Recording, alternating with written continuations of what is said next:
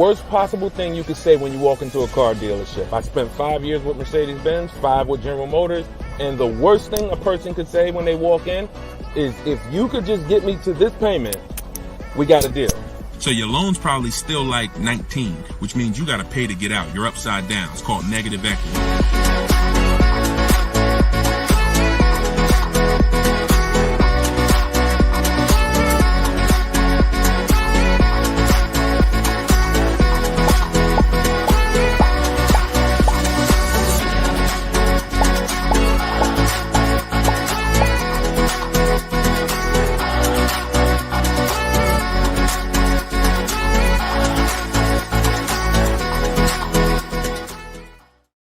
Welcome, everybody. Welcome to episode 7, I believe we're on, of Car Shopping Questions and Answers.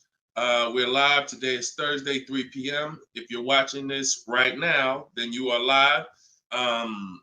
What we're going to start doing is we're going to start letting you know, because we do rebroadcast these shows all day, so you can, catch up on them. You can send friends and family to watch the rebroadcast. But right now, you are actually with us live. So welcome. If this is your first time here, can you type a 1 in the chat? Shout out to the first time people. I just want to see how many people are new. You've never seen me before. You've never been on a live show. Okay, Troop Chat, I see you, Troop Chat. Good to see you. I always like to know, because most of you probably have never been on a live with me before. What's up, Black Hummingbird? Great to see you. So hold on, I got Instagram on my phone here. And as you come in, first of all, I want to introduce myself, because you don't know me. My name is Deshone. I go by Deshone the Auto Advisor. I spent 14 years in the car business, 5 with Mercedes, 5 with General Motors, and 4 I ran my own brokerage. Now what I've been doing since 2020 is showing you how to get below market car deals on purchases, leases, used cars, new cars, everything from home. I'm the author of the book, the digital book, Cars from Home, 7 Steps to Saving Time, Money, and Avoiding Dealerships. And during the show, for 30 minutes, as part of our welcome offer, you can get your copy for 75% off. It's normally $97, but in my TikTok bio, in my Instagram bio, and in the comment section, you can grab your book. You won't leave the broadcast, so you can make sure you get there before the countdown, but you'll still be here tuned in with us. So I want you to start typing your questions, and then Dolan, who's moderating, is going to pull them into the show, and we'll answer them one by one. Okay? Start typing your questions. I see we already got one from Michelle here on TikTok. Bounce back. Type your question on Instagram. I see you. Type your question in. And could everybody who shares, share? I'm only talking to the sharers. I know who y'all are, and I'm talking to y'all. Shout out to the sharers. And I'm still trying to find out. I might do a giveaway once a show for the sharers only, but I'm gonna have to figure out how to see them. So I got to figure out, maybe you screenshot that you shared, and we trying to do something special for y'all above and beyond, because we can't grow this show without y'all. The ones who tell your friends, the ones who invite your friends, the one who tag your friends, the one who hit those share buttons. Appreciate y'all. So we got something coming for y'all very soon. Okay? So pull the first question, and Dolan, let's get the show on the road. Okay, this one's from TikTok. Leasing and maintenance versus purchasing and maintenance. Great question. So with a lease, most times all you're doing is oil changes, tire rotations. If you got a luxury vehicle or import luxury vehicle, maybe they require like a brake fluid change. Like when I worked for Mercedes, you had a service A, service B, service A, service B. That's how it usually rotated. And the service B was, brake fluid change, but it's pretty cut and dry because it's a new car. So versus purchasing, then you're talking about long-term maintenance. Then you're talking about, which if you got a good car, you're usually still doing those things up front. But as you own it long-term, now you're doing things like, you're doing the recommended maintenance. So you might have a 60,000 mile service, a 80,000 mile service, a 100K service. These are all things that come in the maintenance book.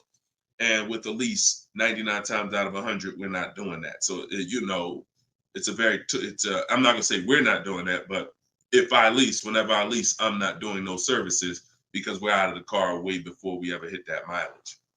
So big difference, big difference. All right, go ahead. Next one, Dolan. Let's go. Black Hummingbird, and y'all forgive me because I got a little something trying to jump on me, but I'm just gonna flush it out. Praise the Lord, and we gonna get through this. So y'all see me all congested, it's because I am, but we good. My car was totaled in an accident. Sorry to hear that. How long should I wait before I get another one? How long can you wait? You know, I'm not a fan of shopping with my back against the wall, but I'm a fan of, you know, if you are you going to be in a rental car? Are they giving you a rental? Sometimes you only have 30 days with the rental before you have to pay. I don't know if you have a backup car, but you know, that's going to depend. So what you need to ask yourself right now, because you have to replace that car eventually, I want you to ask yourself, and everyone on here, I want you to answer this question: how many years are you keeping in that car that you're buying? But first of all, who's shopping for a car now, or you will be in the next 12 months? Type me in the comments. If you're shopping right now, like Deshone, I'm in the market right now, or you will be in the next 12 months, type me in the comments. Okay, I see you on TikTok. Anyone shopping for a car? Michelle, she's shopping.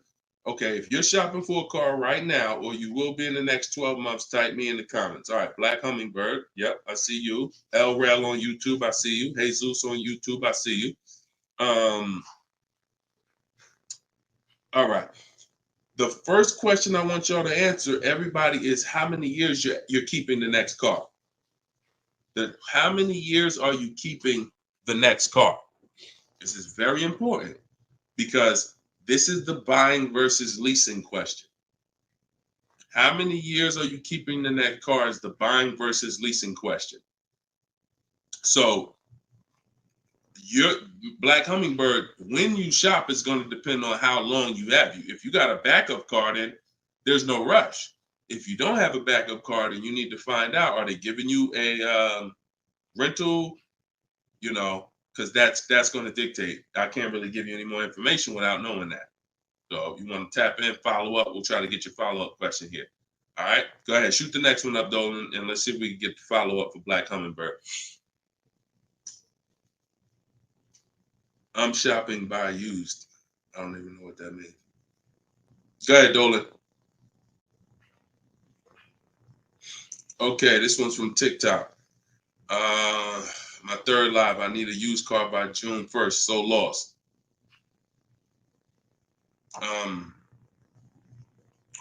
Where you lost? Everyone learns differently. So you have to ask yourself, how do you learn? There are people on these lives, we've already gotten DMs and emails saying that people use the show, they use the strategy, and they got cars. So we've only been doing these shows for a couple weeks now. That's because they can learn that way. Somebody else who can't, you got to be honest with yourself, but I give you the information in multiple different ways. In my book, if you're a book person, in my video library, it's up to you. But if you're sitting here, because everything we do on this show, I try to break it down. No, we don't rush through answers. I don't give y'all one-word answers. Every question, we pretty much take it and we break it down to the nth degree. And some of the things you guys have similar questions, so we've answered them on multiple shows. But you have to know how you learn in order for you to win. Okay? If you're lost here, then you could stick around and we'll continue to do what we do here. But you have to know how you learn. That's why we make information available in a multitude of ways. You see people who have my book. Some people could piece deals together with my social media videos, even though they're all different topics. Used cars, buying cash, leases, they're all different types. So you got to really piece them together. Some people do it that way. It's up to you. But don't just sit there struggling, man. Not at the cost of what it costs. Not at what it costs. All my information is available and it's affordable. Some of it's free, a lot of it is free. But every single product I offer, from my coaching program to my book, it's all affordable. So get in where you fit in, brother. That's really the best advice I could give you. All right, go ahead, Dolan. Shoot the next question.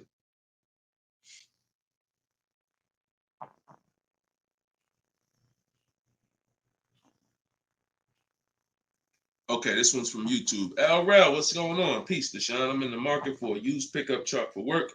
Never had one. How do I narrow down a reliable make model? Okay, so if I'm looking at you, the question you're asking is about the quality of the car, not finding a good one. So, example, let's just say there's a Dodge, a Dodge pickup truck. I'm just making this up, and that vehicle has a low reliability score.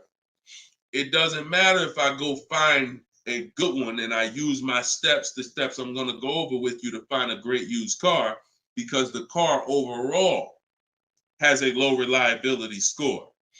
Some Nissans have a low reliability longevity score because of their transmission. It doesn't matter if you use what I'm going to teach you to narrow it down to a great one, because the vehicle overall has a low longevity score. So I think the question you're asking is, how do I find a vehicle that has a good reliable one, and then I'll go shop for it. And because we could switch it. You could have a vehicle that has a high reliability score, high longevity score, but then you got a bad one because you didn't have a process on how to get it. So I think you're asking the first question, which is top level, how do I choose some good vehicles? And that's really Google, and we have a process. It's in our shopping process where we do a reliability check on every single vehicle. It takes 5 minutes to do. You're going to type in the specific year, because years change. You might have a 2019 that has low reliability scores. In 2020, they fixed it. So we got to make sure we're adding the year when we do this Google search. But if I'm looking for a pickup, I'm looking at like a 1500, and I'm looking at, what I need. Some people need 2500 if you need heavy duty or something like that. But then what you're doing is typing it into Google, and you're looking at all the competitors. I'm looking at the Toyota pickup. I'm looking at the Dodge pickup. I'm looking at the Ford pickup. I'm looking at the Chevy pickup. And then I'm just choosing, all right, which one of those do I like? All right, I like those two. Then I'm deciding which one I'm going to like. Now, if you're buying used, you can't test drive it, because you can't test drive a used car until literally you're ready to take it home. You can't go and test drive one here, because the one you end up getting may drive totally different. That's just the way it is with used cars. So oftentimes what you're doing with used cars is you're looking at it, you're looking at videos on YouTube, but you're going to narrow it down to what you like, usually what you see in supermarkets, parking lots, on the road. Oh my goodness. Lord Jesus, help me get through this. And then what you're going to do is you're going to do that reliability check. So you go to Google, you type in the year 2019 Toyota Tundra reliability. Then you're going to skim that first page. So that first page of articles is going to tell you all you need to know.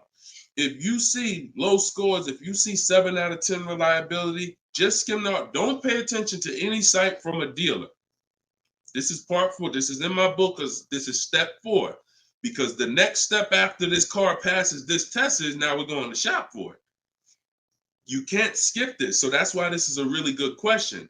Some of you are skipping the process of doing a reliability, longevity, and initial quality check on the cars you're getting. And that's why you get cars that are in the shop every 90 days. It's not because you bought a bad one necessarily. It's because the car itself has a low rating. Transmission's going out on you because you didn't do a longevity check to see that that car is known to have transmission problems at 80,000, 90,000 miles. So if you skip this little 5-minute step, it could cost you thousands of dollars. So you want to do that reliability, skim those articles. And then because you're keeping long term, you're not leasing, you're going to do the same thing with longevity. So you're going to type in 2019 Toyota Tundra longevity. And that's when you're going to see what they're saying about the car long term. Does it, transmission issues, engine issues?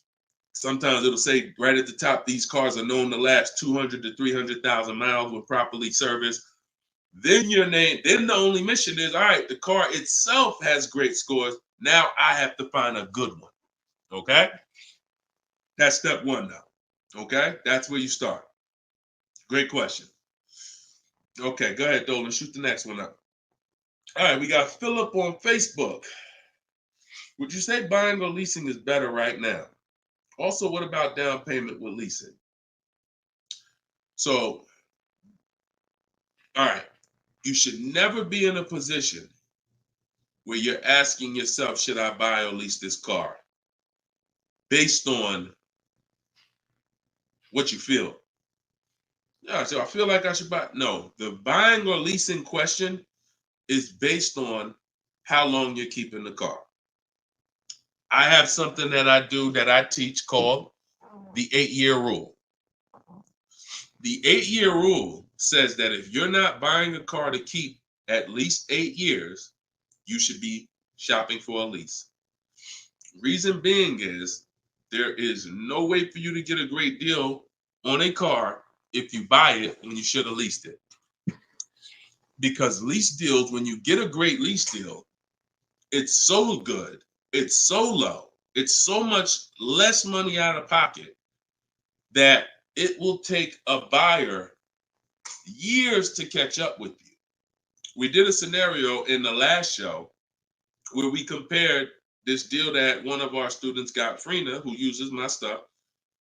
And anyone who's using my stuff is going to get these deals if you follow my process. It's not, you don't have to be great. You could be a bad negotiator. It doesn't matter. As long as you know how to use a computer and do copy and paste, you can get these deals. But we compared her deal, which she got at $579 a month on this $65,000 car, and we compared it to a purchase, which would be literally $900, $1,000 a month. So how do we make this decision? Very simple. If you are not buying your car to keep for 8 years, you should be leasing it, because in the middle, y'all know when I break this out, if you've been on the show before, this is the depreciation scale. This is how your car goes down in value. I know some of you have been taught, I want to buy my car, I drive as much as I want. I don't want to pay for the miles. But you're paying for your miles. Because check this out. You buy your car here for $30,000. A year later, even if you don't drive it, it's no longer worth $30,000. At best, it's worth $22,000. If you don't drive it 1 mile, it's probably worth $25,000. You lost $5,000 and you never drove it 1 mile. That's depreciation. So your car is depreciating like this. Year 1, year 2, year 3. That's why you flipping these cars, buying cars, trading them in 6 months, a year. You're losing at least $5,000, $10,000, but they'll hide it in a monthly payment. See, a cash buyer, you never do this. Some of you who are like, I pay cash, you never do it. You never buy a car, turn around, I don't like the car, I'm gonna trade this thing in. Because when you come in and they tell you, well, I know you just paid 35, but we can only give you 28. I just bought the car 6 months ago. You know what I mean? I lost $7,000 that fast? Yep, at least. You're like, all right, I'm not doing that. But with a payment, they'll hide it in a payment, and you don't understand. You just lost $7,000 in 6 months. So this is how you have to see this short-term ownership when you buy a car. My car is going down in value 20% the first year, 15% the third year. It's losing thousands of dollars. But if I keep it a long time, 7 years, 8 years, it starts to level out where I'm not losing that money anymore. If you have a car outside your house right now that you've had for more than 8 years, I want you to type the number of years you've had the car. Everybody on here, we're live. This is our 3 p.m. Thursday live show. This isn't a rebroadcast. So tell me right now, everyone who has a car outside, type how many years you've had the car. How many years? If it's 8, if it's 9, 10, 12. Had somebody on the last broadcast, somebody said they had like a 15-year-old car outside. You'll notice this, Gilda, you got an 11-year-old car outside. Here's what you'll notice. Your car is no longer losing value like this every year. Your car is no longer losing value like this every year. You're going to look and say, if let's assume right now, Gilda, your car is worth, I'm just making up a number. I don't know the car, nothing. Let's say it's worth $8,000. A year from now, it's going to be worth close to $8,000. Probably worth $75,000. That means you've won. So when you're trying to, when you are buying, wow, Carol's Care has a 18-year-old car outside. So that means you've won, because this is how you win with a purchase. And pay very close attention to what I'm about to say. You don't win when you pay off the car. You pay off the car, but your car's still dropping like this. You didn't win yet. You didn't win yet. You win when you actually pay off the car and now the car is not dropping in value. You beat the depreciation. That's when you win purchasing. A lot of people were taught, don't keep the car that long. And that's where you're losing. That's why leasing is for you. Because there's only two ways you're going to avoid those hits. You're either going to keep the car long enough to get to where people like Gilda and Carol are. Look, Big Rich has these are people who kept cars long term, or you're going to get great lease deals where you're paying pennies on the dollar and you're winning. But those of you who are stuck in the middle, we got to get you out the middle, because you are losing the most money. You buy cars, you resell them. You buy cars, you trade them in 2 years, 3 years, you're losing the most money. You lease, but then you buy the lease. You're losing the most money. You're stuck in the middle. You got to pick a side. There's only two ways to win. Great lease deals, long-term ownership. Anything in the middle, you're losing thousands and thousands of dollars in depreciation. All right, we clear? All right, perfect. Shoot the next one up, Dolan. I see you, Luscious. I purchased the book. Awesome. Congratulations. Enjoy it. This whole show is sponsored by my new book, y'all. It's called Car Shopping. It's called Cars from Home. 7 Steps to Saving Time, Money, and Avoiding Dealers. So we have a welcome special. So you can get your book for 75% off the whole broadcast. Well, 30 minutes. It's normally $97, but you can get yours. We're rated 4.94 on Goodreads. You can get yours for $24 as long as you get to my bio before the 30 minutes expires. And $97 is a great price. Because here's the thing. I got a lot of books on my shelf. I cannot tell you a lot of books that saved me a lot of money. And my goal for this book was to be one of the books where you look at and say, man, this book right here has saved me thousands and tens of thousands of dollars. And that's my goal for the book. And we've been doing well at that. So, all right, this one's from Instagram. Mission Green. I'm in a purchase for 2 years with negative equity. Want to get into a lease. How can I walk away with the least out-of-pocket cap? So, you're in a purchase right now.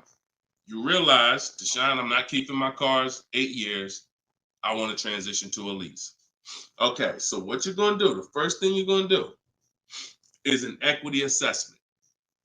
Equity assessment is when you find out you're going to get the highest bid, because we never sell a car. We don't trade cars. We never replace a car without getting bids on it. We never buy a car without getting bids on it. We never take a loan without getting bids.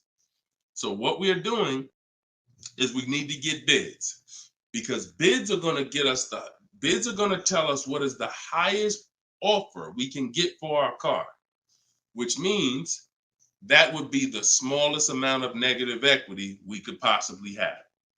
So as you get these bids, you're going to get your payoff from your bank, call your bank, get your payoff, then go to CarMax. We like to get 6 bids.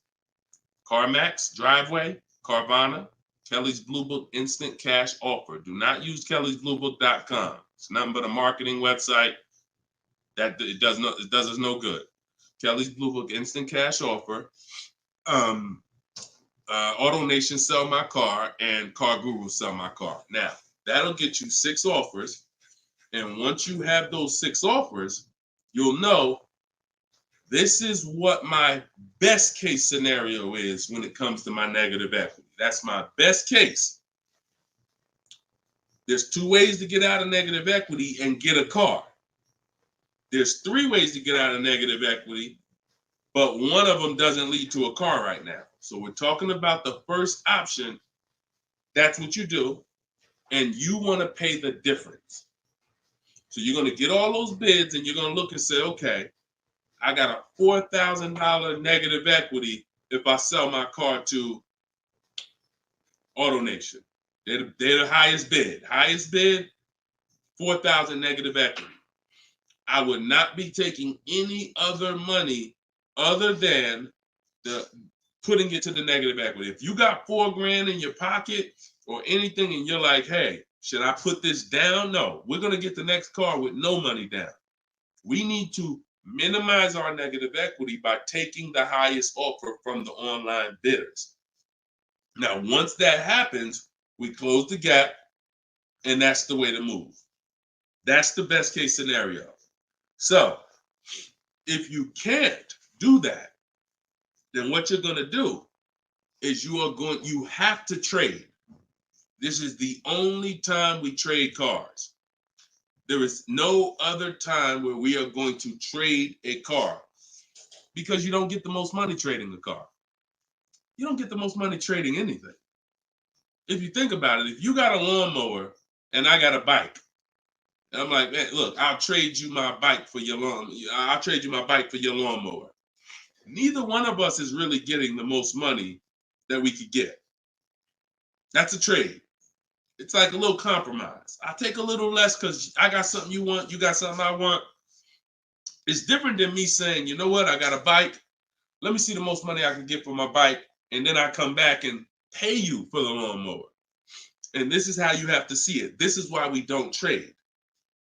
Because when you trade, you're not making the buyer win a bid. You're not making the buyer bid. You're just saying, whatever you could pay me, I'll take it. That's why the first option I just laid out is the best option. But some of you don't have the cash to pay the difference.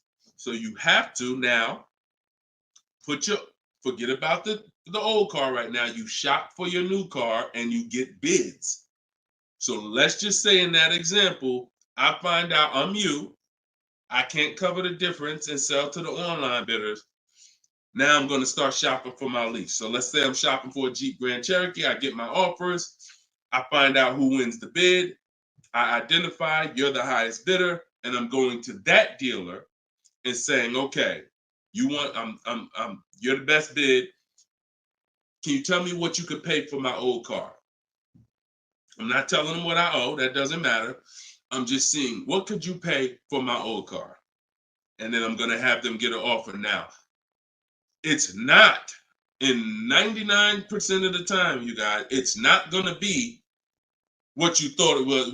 If your highest offer over here with the online bidders was 22, do not think that dealer who won the bid is going to say, I'll give you 22.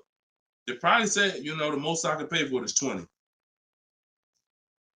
And you have to take it because they can't win both bids. That's just almost impossible. The fact they're going to outbid all their competition on the car you're trying to buy from them. So I beat all these other Jeep dealers to win your business, and I'm going to beat CarMax, Boom, Driveway, all these other companies and pay you more for your trade. That's not going to happen. So that's why I say the first option is the best, because the second option, you're going to have more negative equity because the dealer cannot pay as much as the online bidder. So now that's what you would do, and you would tell them, okay, please add it to my deal, and you'd have to roll it into the lease over there. Third scenario where you can't get out is if you have too much negative equity. You're either going to need cash or you're going to need to pay the loan down. It's that simple.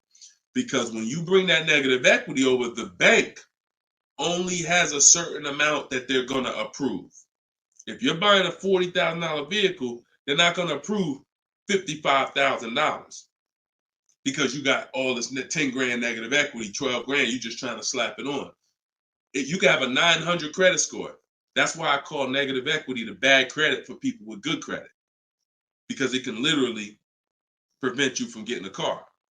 So that's when you have to pause, or you got to put money down to try to get within the loan to value ratios. And that's why I say stay out, get out of negative equity and stay out of it. And 99 times out of 100, the reason for your negative equity is you don't lease. You don't lease. You buy cars, you take out 5-6 year loans on them, God forbid longer, 7 years, 8 year loan, and then you trade those cars in before the loan's paid off. That's what's happening 99 times out of 100 to cause people negative equity. And we got and that's the cause. So I just gave you the solutions, but I also want you to know the cause. And that because you're already moving to a lease, you already understand, which is good for you. You already understand, all right, I'm not buying cars anymore until I want to keep something 8+ years. I'm going to start leasing. So this should be your last time ever having negative equity. Okay? Great question. All right, Dolan. Let's throw the next one up. Great question, Mission Green. All right. We are live, y'all. It's our Thursday, 3 p.m. live show. Shoot your questions in. Dolan's going to pull them in one by one. We're going to try to get through as many as we can. What's the best way to start about negotiating from the online price? Is this for a new car or used car? This is RT. I don't want to mispronounce your name. How do I get your book? S. Lewis, it's in the comments. Dolan, can you make sure we got the comment for S. Lewis here on YouTube? For those on YouTube, in the comment, we should have a pinned comment where you can just click it. You go to deshonsbook.com, or you might be watching us on a screen. If you're watching us on a television screen, you can scan that QR code with your phone, and you can get it that way. If you're watching us on TikTok or Instagram, you can go to my bio. There's a link in my bio, and you can grab your copy. And you won't leave the broadcast. You'll still be able to hear us, but you can get your copy before that 30 minutes expires and the book goes back up to $97. Okay, when are you really live? I'm live right now, TFD. I don't want to mess up your name. So, all right. So I can't wait for you to answer, but what's the best way to start negotiating from the online price? So let's just assume are you talking about a used car? If you're talking about a used car, here's what you got to know. There's two types of dealers. One dealer posts great prices and sells cars very fast. That's I didn't witness this until I worked for a Lexus deal. I worked for Lexus for like 6 months. It wasn't for me. Great car, but it wasn't for me as far as the dealership. It's just I had already sold Mercedes. Mercedes was a little bit more exciting clientele because it's just a bunch of different people. There's luxury people, there's sports people, there's performance people. So I went back to Mercedes. But what I saw with this dealership was big on volume. Great price, not going to mark the car up a lot. So if you come in thinking, or if you call thinking, hey, take $3,000 off because you're programmed to negotiate, you're not programmed to know a good price. See, when you know the used car market, which is what I teach, this is what I teach in my book, it's what I teach on the show. You need to know the used car market because, and remember what I'm about to say, this is very important. What's hurting you is you don't even know a deal when you see it. I've had people who are looking, I'm literally making them an offer that I know the dealership is daggone my manager don't even want to do this deal, but they need it. We need the deal. We behind on our numbers. I'm selling the car. We ain't making, it's like pretty much a break even triple net deal. And they're still looking and questioning it. There's nothing we can do. And the reason why I never get in that situation, and the people who listen, if you listen to me, you'll never be in that situation, is because when you have multiple offers, you know a deal. See, the reason why those people would question if this was a deal, they didn't have enough offers. They didn't see that there's offers $2,000, $3,000, $4,000 more than the one I was making them to know confidently, Deshone, this is better than every offer I got so far. Let me take this and get up out of here. So you don't know a deal when you see one, and that's hurting you because someone who knows a deal, like me, or like somebody that listened to me, give you an example. Some of you are in the same town as some of you have my book. And some of you are actually shopping for the same car that someone else on here is shopping for. that means y'all are competing. So someone who's using my stuff and who knows a deal and who's sitting here talking to multiple dealers while you looking at one dealer slow and doing this, they're going to get that car out of before you even have a time to wonder if this was a good deal. Oh, you know what? That is a good deal. Let me call them back. That car's gone. It's gone. So that's the first type of dealer. They price the cars to sell, and they're not going to be online for more than 24, maybe 48 hours, and they're gone. The other used car dealer is dealers who price them high, and they prepare to negotiate. They're ready because they know people want to see a discount, and they're waiting for somebody like you to come in and say, okay, knock $2-3 grand off, you know. But if they're overpriced, what does it matter? If you're overpriced $3,000, $4,000, $5,000, and you take $3 grand off, you're still, it wasn't the best deal. So don't think so. Some of the best used car deals, when I bought my Infiniti truck, he literally only had $800 he could give me when I got there. I didn't ask for it when I was on the phone because, again, what I say, I'm trying to teach y'all the psychology. I don't want you to know everything that goes on behind the scenes. I just want you to know what to do. But every now and then I got to tell you why you should be doing this. When that car comes on and that dealer knows this is the best price in the market, this car is not going to last for 48 hours. You call them and say, hey, could you do another 1,000 off? Click, not even interested. One, the car just got here. I don't know who you are. I don't know if you're serious. Listen, we ain't got no time for that. What we do when we find that best car is we know we've done all our research online from home. I'm on my way. Only thing I need to know is has the car been smoked in? Because I can't see that online. That's the only thing. We verify that there's no fake fees because some dealers will price a car low and then they add fake fees because they want you to come without even asking them about the fees. And the second type will, hey, the car's been smoked in, and if you don't ask them, you'll get there and be like, oh, car smells like smoke. That's the only two things we verify. No bogus fees. Nope, hasn't been smoked in. I'm on my way. Then when I get there, we test drive. Car meets our test drive. All right, boom. Can you do another 500 off, 700 off? Because I already know it's the best price in the market. See, when you know the market, you negotiate intelligently. When you don't know the market, you come in, hey, listen, take $3 grand off. You don't realize you look ridiculous. I don't want you looking ridiculous saying, yo, man, I can't do it. You haven't done your research. I don't want you leaving, oh, man, that dealer don't want to make a deal. No, you didn't know a deal. And you leaving and you like, oh, man, I'm going to find somebody. So this is the science of car shopping online. This is the science. You got to be able to know, is this car the best price in the market? If so, I'm not going to ask for any discount until I get there. Because once they see me, I drove it, they know I'm serious. I know the car's the best price in the market. Hey, can you do another 500? Even if they say no, I know they won. All right, I won. But if they say, yeah, listen, I wouldn't normally do it because the car just got here, which is true. I know that. But, you're here. We want, all right, $500, we got it. Or, hey, look, can we split it? I really don't have the room. In which case, we know they're telling the truth because we know the market. You got it. We'll do it.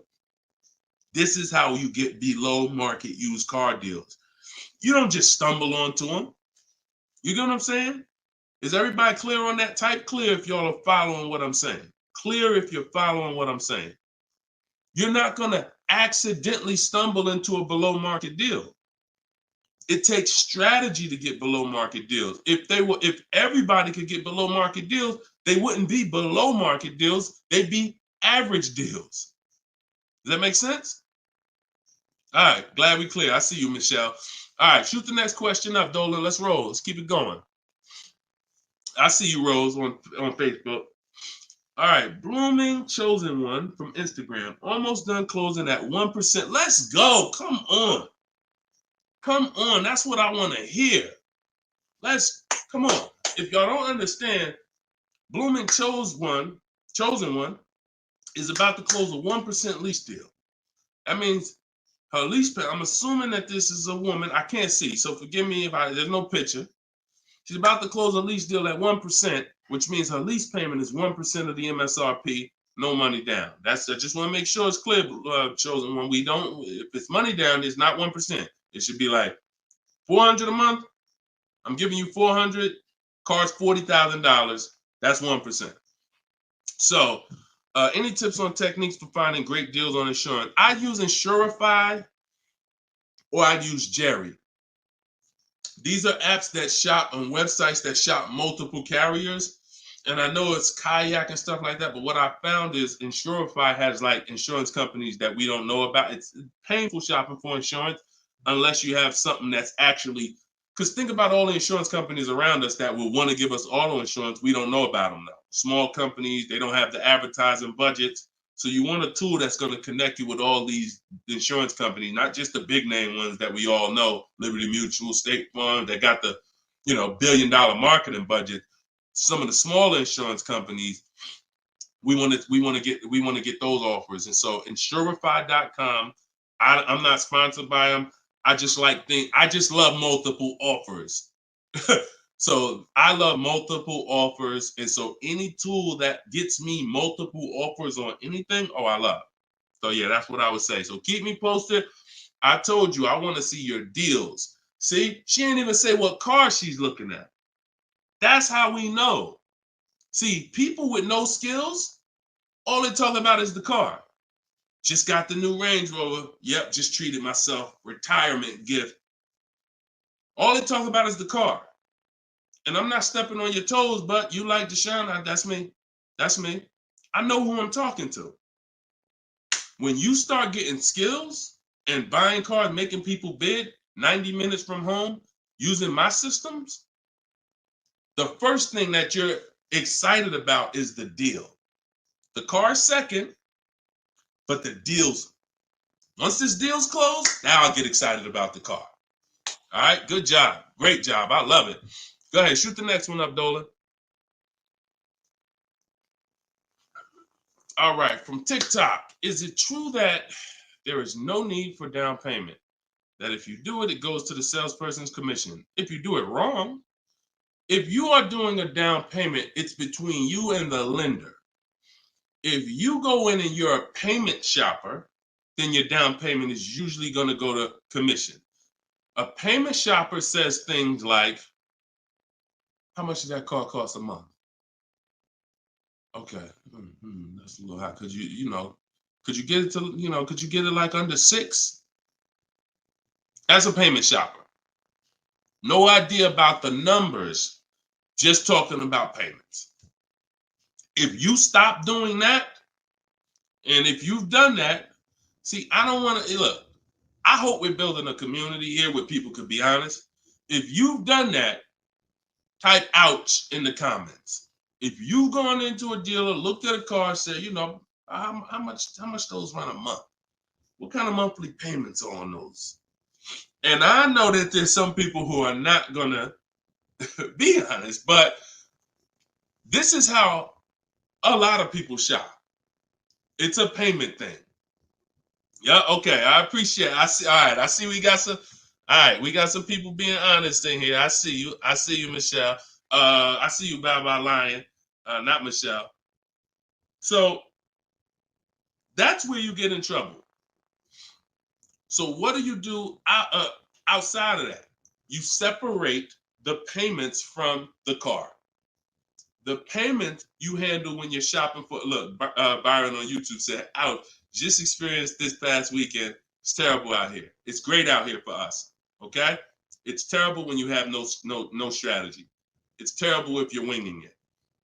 It's great out here for us. Like, and I'm not even saying that, underplaying that. Like, I've been doing this so long, and I got just so many people that done learn from me, and so many people getting cars. I got a private group, so I get to see this stuff. You know what I'm saying? If you guys been on these shows, I share people's stuff. I share Tope stuff, Greg's deal. This is our book, 4.94 on Goodreads. Get your book 75% off, or you can wait and miss the 75. You can pay $97. Either way, it's worth it. Either way, but $24 is better than $97. In my TikTok bio, you got 30 minutes, or in my Instagram bio. But check this out, Kimberly's deal. She saved 20 grand off her Maserati. Look, Bonita, Middle of the pandemic. So we've been hearing since we started this whole thing, yo, it's terrible out here. Man, there's no deals out here. Middle of the pandemic. Look, December 2022.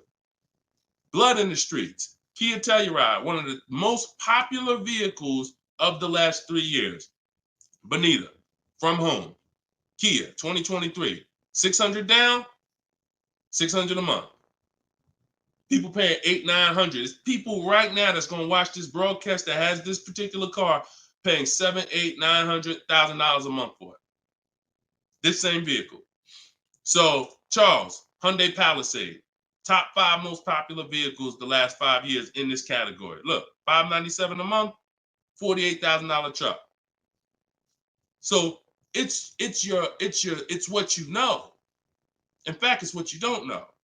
So I would tell you, yes, when you are winging it, when you shopping, when you just winging it, yeah, Byron, it's gonna seem like, man, it's horrible out here. When you step back and start using my bidding systems and letting these deals come to you, letting loans come to you, you're gonna feel like you're in control. You call the shots. Okay? So that's what I want everybody to know. It's all perspective. You know, somebody who's never had a fight in their life may be like, oh, shoot, I'm gonna lose this fight. Mike Tyson, he's not worried about losing a fight. And I hope he's not throwing this fight. So, another end. It's all about what you know. You learn better skills, you get different results. You keep the same skills, keep shopping like our grandparents shop, keep shopping like our parents shop when there was no internet, keep shopping like it's 2005, you're going to get those same results. All right? Everything I'm talking about, y'all, is in my book. This whole show is sponsored by my book, Cars from Home, 7 Steps to Saving Time, Money, and Avoiding Dealerships. My whole shopping system is in there. You can get yours in my bio. I just said that. So go ahead, Dolan. Shoot that next question up that you had up on the screen. My lease is up this year, but I'm over 4,000 miles, and a car dealer just told me if I lease again that I'll have to pay for the over miles. What do I do? Okay, I want you to know something, and I want you to hear me clearly. Dealers who tell you they'll cover the mileage. I know some of you have heard this in the past. You know, my dealer said if I release a car from them, they took care of the mileage for me. No, they didn't. No, they didn't. Mileage is never taken care of because mileage is between you and the bank. You told me you were going to drive this, the bank, not the dealer. Dealer has nothing to do with the car. Once you drive off the lot, it's between you and the bank. It's between you and the leasing company. So when you go over miles, the bank says they told us they were going to bring this car back with 36,000 miles on it. They already have an estimated value of what they're going to sell the car for, and it's based on 36,000 miles. That's why if we're under miles, we always do an equity assessment. You're going to do this either way, Miss B, but this is one of the main reasons when we're under miles, it doesn't matter, because if we drive less than we told them we were going to drive, we want to see if there's any equity that we can actually pull out. If you didn't know you can sell a lease, yeah, that's another discovery. Aha moment, you can. We've been doing it for years.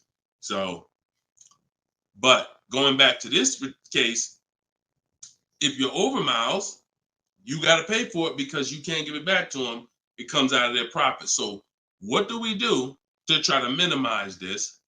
One, we don't let a dealer tell us we're going to work this out for you. We have to do our own equity assessment. So you want to see what your position is. You want to call the leasing company, get your payoff. This is the second step in my process. Once you know whether you're going to buy or lease again, that's step one. Now, if you have a car to replace, you own it, you lease it, doesn't matter. Anything you're replacing, we got to do an equity assessment on it. So we're going to call the bank, get our payoff. If it's paid off, obviously we don't have to do that. And then you're going to get that payoff, and then you're going to get those offers I talked about earlier in the show. If you missed it, I don't want to go through the whole equity assessment process because we already did it. And for the people who've been on here, I don't want to repeat the whole thing. But if you go on YouTube, if you go on Facebook, you'll be able to see the broadcast. Go to the section on equity assessment and follow that process, because you need to see, can I sell this vehicle and break even, get out of it? Or if I have a mileage penalty, you know, does it make more sense for me to actually get out now, which in a lot of cases it probably won't because you have payments remaining. So if you got out now, see, if you sell it, it's clean. So if you sell it, and it goes back to what we were talking about with what somebody asked the question about the negative equity. Let's just say I'm you. I do my equity assessment. I find out to get out of the lease, I got to contribute like $1,000, but I could get out now. When I sell a lease, there's no penalty. It's literally no payments due, nothing. It's everyone's whole. That's the only way everyone's whole. My second option is I got to account for the payments I have left on my contract. If I got 5 payments left at $500 a month, that's $2,500. Does it make more sense for me to get out now and pay those payments? Probably not. Or does it make more sense for me to just wait and take the mileage penalty? So those are the 3 things you're comparing. Selling the car, and you're seeing what's the least money that comes out of my pocket. What's the best of those things? Selling the car, getting out now and taking the payment hit, because all those payments are going to be due. They're going to have to be rolled over to your next vehicle, or driving the car until you get close to the end of the lease, and maybe maybe it depends on how much you drive per month. And maybe you're 8,000 miles over, and that's a $2,000 mileage penalty. So these are the things you have to think about. But I'm telling you that if you just walk into a dealer and say, hey, could you work this up for me? Now you don't even have the luxury of guaranteeing you got the best price on the car. So now, because they see you as desperate, oh, she needs help. She don't know what she's doing. So let's just work these numbers, move these numbers around, and tell her, hey, we got you to this payment. Does that work? Now you're a payment shopper and you don't even know. Just give me to a monthly payment that makes sense. You didn't realize that you overpaid, and they're packing that deal, and you overpaid by probably $4 or $5 grand because you wanted to let them do it. So those are 3 scenarios, and it all starts with the equity assessment. Because like I said, you might be able to do that equity assessment and find out, oh, I could come up with $1,000 and I'm out of this thing clean right now. Or you might break even. It depends. That's why it's always an equity assessment.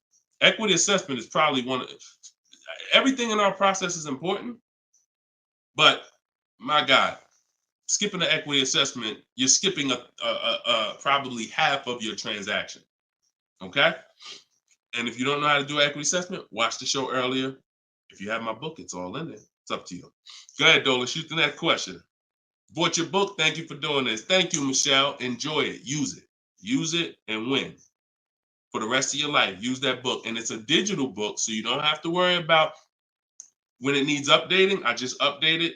You'll open it one day. Like, let's say you get your car now.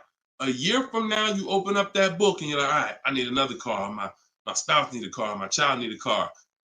Man, wait a minute. There's different stuff in here. That's why you always keep the email I send you with the master link in it, because that's where I update the book. All of you who got the book, when you download it, don't save the email, because when you click that master link, that's where I update the file whenever something changes. So, and I couldn't do that with a print book. I can only do that with a digital book. Yeah, don't worry. I don't do trades, J. Paul. So if you ever see somebody selling crypto, all of that, like anybody with a decent amount of followers is going to have knockoff accounts. Like, I do car education. That's all I do. I don't do crypto. I don't do none of this other stuff. It's been fake Deshone the Auto Advisor accounts since we was on TikTok. We got 1.5 million followers on TikTok. The fake Deshone the Auto Advisor account started popping up. Nothing we can do about it. You got to watch it, though. Watch it. Okay, this one's from Instagram. Considering a lease of a Lexus electric vehicle. First time lease customer. Do you have any advice shopping for a lease premium electric vehicle? Same process. Same process. My system doesn't change. I'm gonna tell you, there's only one scenario where it changes, but electric cars, look, doesn't matter. Look at Sean. Bids. F-150 XLT electric. Bids. $73,000 vehicle. He got it for 57. He saved over 20 grand. Bids. That's electric. Electric. You don't know what rebates there are. You don't know what's what. Rolls Royce. Bids. Popular cars. Bids. Exotic cars. Bids. Doesn't matter. Process is the same. The only time that bidding is not called for when purchasing the car is with Tesla or any manufacturer where the price is set. No matter where you go in the country, it's the same price. You buy Tesla in New Jersey, same price in California, same price in Minnesota. One price all around the country. You order the car. That's it.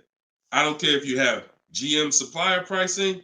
That everyone's doing a different price. Some people are not going to tell you. They won't tell you what the rebates is. Some people, oh, Deshone, I'm a Ford employee. I get Ford special pricing. Bids. Because 80% of dealers are going to lie and not give you the real Ford special pricing. Everything is bids. Put everything under there. All right? Go ahead, Dolan. Shoot the next one up, brother.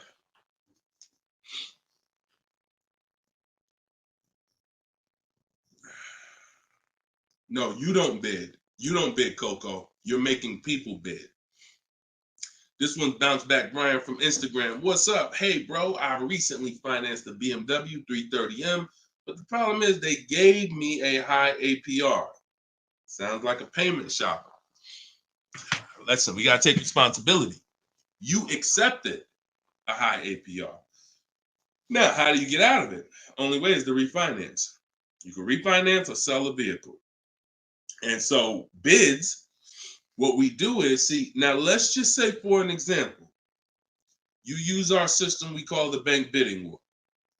Bank bidding war is 3 rounds. We check to see if there's any special interest rates. 1, no special interest rates on the car, which a BMW 330M, probably not. You never know. But then if there's no special interest rates, we go and we get bids and we find a dealer that's going to sell us the BMW M for the lowest price. And it doesn't matter, popular cars. I had a young lady earlier this year. Well, no, that was last year. She was looking at the brand new X4M, redesigned, just redesigned, brand new body style. She got her offers. Best offer was $3,000 below MSRP. Worst offer was like $5,000 over MSRP. Brand new, newly designed, fresh in the country. No one's ever seen it. Bids, she got $3,000 below MSRP. When people are paying thousands more than that. So it doesn't matter the car. Now, once we, but that's that's the part where I say you separate the loan from the car. You separate the loan from the car.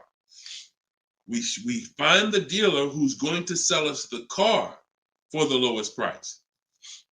Once that's done, now this is when we talk about the second round of the bank bidding war, which is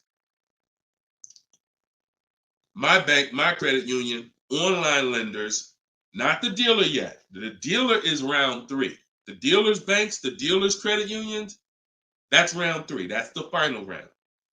Second round is I'm coming home, getting my bank, my credit union, online, giving them my information, going online, car loans online, looking at everyone that I can find that gives car loans in my area, letting all these people run my credit, because if you do this right, it doesn't affect your credit other than one hard inquiry. It shows all the inquiries on your report, but when you rate shop using the bank bidding war strategy, at the end of the window, it only weighs on your credit like one hard inquiry. But you got to do this in this small window. It takes 2 days. First one is all of those bank, that's the round 2. So now let's say my best rate from that round 2 is 7.9 interest rate. Okay, round 2's done. Now I'm calling the dealer who won the bid, who has my car waiting. I already reserved it. And I'm saying, okay, my bank or this bank gave me 7.9. If you guys can beat it, I'll give you the business. Now round 3 starts. with the dealer going to work. That's when the dealer's bank. See, the problem is the dealer was your first offer for financing, or one of your first offers. The dealer, when properly done, is our last offer. And so if he came back and at the end of those rounds, 8.99 was the best rate, you wouldn't have a question.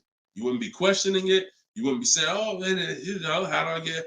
You would still be considering refinancing because that's still the solution. Whenever rates get lower, you refinance. But you wouldn't be it wouldn't be they gave me that. It would be that was the best rate available at that time.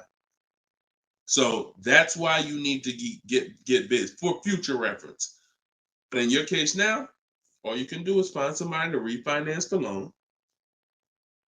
And that's what you do. Type in car loan refinance online. Call your bank, call your credit union. Hey, I'm looking to refinance and see if they can be 8.9. Okay. For future reference, though, bank bidding war. Okay. And that's we gotta we need to. I want to get you to the point. You gotta. It's up to you. Use this. Everything I'm telling you is simple. Nothing I'm telling you is rocket ship building. This is all simple online processes from a computer. We got grandmothers doing it. We got introverts doing it. Doesn't matter. We don't even talk. Has anybody heard me say anything about talking? No. We're using online tools to get these processes done. That's why they work for everybody. If you had to talk, then yes, you could mess it up. But this is for the future reference. We want to guarantee that we got the best price.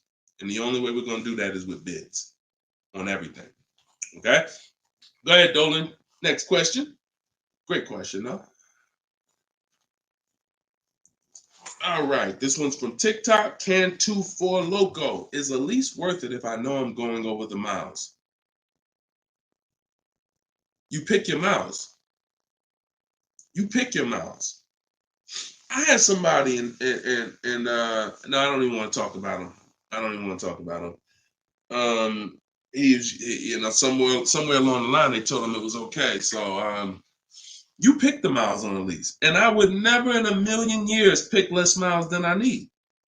10,000 miles per year, 12,000 miles per year, and here's what happens: if you see somebody who's intentionally picking less miles to save $20 and to go from 10,000 miles a year to 12,000 miles per year is probably like $20 a month. To go from 12,000 to 15,000 for most cars is probably another $25 a month. So the difference between 10,000 miles per year and 15,000 miles per year, 15,000, no penalties. Deshone, I know I need 15,000, but I took 10. So you're going to do 15,000 anyway, and you're going to be penalized for the 5,000 per year over at 25 cents a mile. Instead of paying the additional $45 a month, which would be way less than the penalties, because 5,000 miles per year, 15,000 miles over at 25 cents a mile is $3,750. $45 a month times 3 years is $1,620. Numbers are numbers. $45 a month more to my lease contract from the beginning, because that's the mileage I really need.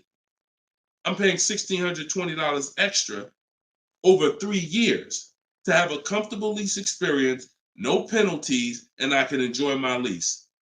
Versus taking 10, knowing I'm going to drive 15, and then looking and saying, dang, I'm over miles by 15,000 miles, and how can I avoid this almost $4,000 bill that's coming? Choose your mileage wisely. Deal structure. Step 3, I got a whole step in my process on deal structure. This falls under deal structure. So we never take a lease knowing we're going over the mileage. We just never do that. We're setting ourselves up to not enjoy the lease. For what? That's it. Step 3 in my process, I got part of deal structure. I got a section in my book on this, is choosing your mileage wisely, where you look and estimate how much you drive, Or if you have a car, you just look back and say, all right, I drive 12,000 miles per year. You can look back at what you drove. If you don't have a car, then you're just going to look and say, all right, how many miles do I drive to work? Okay, and you add the miles up, and you'll see throughout the year. Oh, plus I'm gonna take a vacation. I want to go down. I want to go on vacation 2 times a year. That's gonna be another 1,000 miles each. All right, perfect. I need 14,000 miles a year. It's a 5 to 8 minute exercise, but you haven't been taught to do it. So there's nothing in my. I don't skip anything because I've been doing this since 2006. I've seen thousands of scenarios working in dealerships, General Motors, Mercedes, thousands. And every time I see something that is horribly wrong, that's costing somebody money, I just made sure I added it to my process. Okay, I'm gonna make sure anybody who listens to me doesn't do that, because this is what happens when they do that. So we got to choose our mileage wisely to actually enjoy our lease. Okay. All right, y'all. Look, we hit 1 hour and 6 minutes. I'm gonna wrap it. I usually try to go like 1 hour and 15 minutes, but as y'all can see, I'm actually struggling to get through this. I need to go and get me some tea, and that's what I'm gonna do. This is our second show for the day, and some of you may be watching us on a rebroadcast, but right now we're live. We've been live Monday, Tuesday, just so y'all know, and I'll probably have a link in my bio by tomorrow to our calendar. But most days we're going live Monday and Tuesday, Thursday and Friday. We're going live at 12 noon Eastern time, 3 p.m. Eastern time. So that's when our show is going to air live. And every time you see us on a rebroadcast, we're going to have a sign on the top that says rebroadcast. So y'all know, okay, this is a rebroadcast. In case I couldn't watch the whole show, I was at work. So we rebroadcast all the time. But yes, always a pleasure, y'all. Let's keep winning. Shout out to the people who got my book. I appreciate y'all. Thank you to those who reviewed it, who helped us get to 4.94 on Goodreads.com. I appreciate you, and continue to use the book and continue to unlearn the bad stuff you learned about car buying. If you don't hear me say it, that's because I don't do it. And no one who listens to me does it. You hear somebody say, yeah, I was in the dealership. I was in there like 4 or 5 hours, but man, I was using what Deshone teach. He wasn't using what I teach, because we're not in dealerships more than 30 minutes. He wasn't 30 minutes tops. If we in there for more than 30 minutes, you could clearly say, this ain't what Deshone teach, because I'm only here to test drive, or I'm only here to pick up my car if they don't deliver. That's the Cars from Home way. So you can get your book in the bio, 75% off, as long as you didn't miss the countdown. Even if you missed it, it's $97. Great price, but all right. Let me get up out of here, y'all. And always a pleasure. God bless y'all. And make sure you like and subscribe if you enjoyed the content. Tell a friend. All right. I'll see y'all on the next show. God bless you all.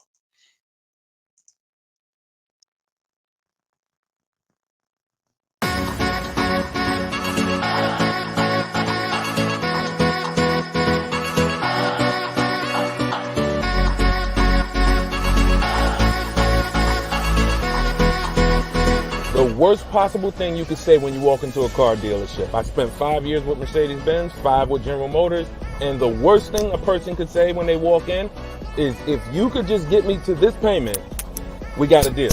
So your loan's probably still like 19, which means you got to pay to get out. You're upside down. It's called negative equity.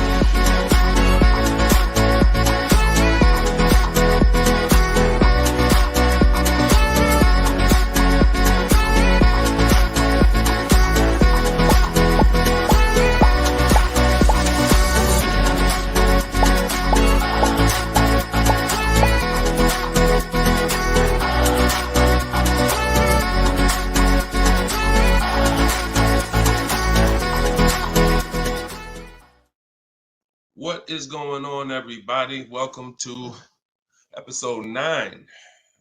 Maybe episode 8. Either way, I'll make sure the right episode is in the comments. But welcome to Car Shopping Questions and Answers. This is our live show. It is Monday. This is our noon show. We want to make sure that you know when we're live and when we're rebroadcasting. So every time you see the rebroadcast, you'll see a badge that says previously recorded or rebroadcast or replay. But whenever you don't see that badge, then you know we are live, and you can engage with us and ask your questions, and we will make sure that we get through as many as possible. So come on in. Everybody just come on in. I'm actually just sharing this broadcast on Facebook now.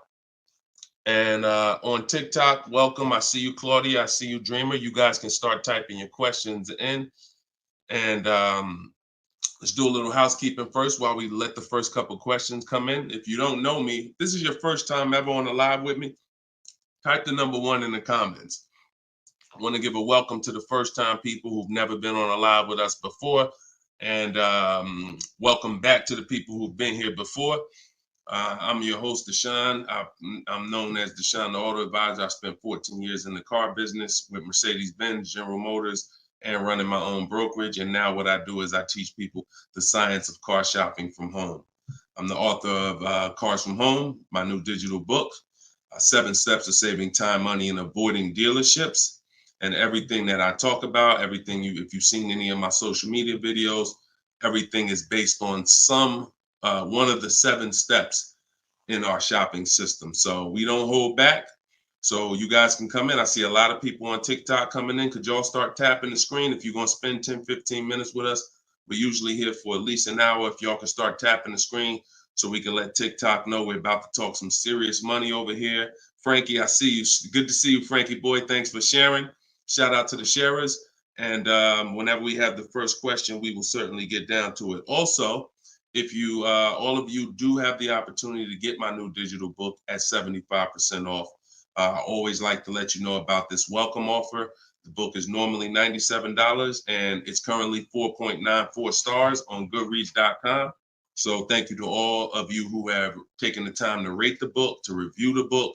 But most importantly, thank you to everyone who's using the book so that you can stop car shopping like our grandparents. No offense, but most people are shopping the way our grandparents shopped before there was internet, before there was leverage. And my mission is to show anyone who's willing to listen how to stop doing that and how much money that's costing them today. All right. Did we get the first question yet, Dolan? If not, then listen, you know I could keep talking. Okay, here we go. Instagram. Shout out to Instagram. All right. How long should you wait to refinance? It's a good question. I would refinance when it makes sense. If you have rates are high right now compared to where they were a year ago, 2 years ago, 3 years ago. So if you guys are in a higher interest rate than you could qualify for today, then you want to refinance as soon as possible. If you have an 8% rate and you could refinance to a 6% rate, you guys know on this show, if I talk about the money, 2% on a $30,000 loan is thousands. That's not hundreds. So if you have it, on some of you have improved your credit. So you may have had a lower credit score a year or 2 years ago when you got your car, but now your credit score is higher. So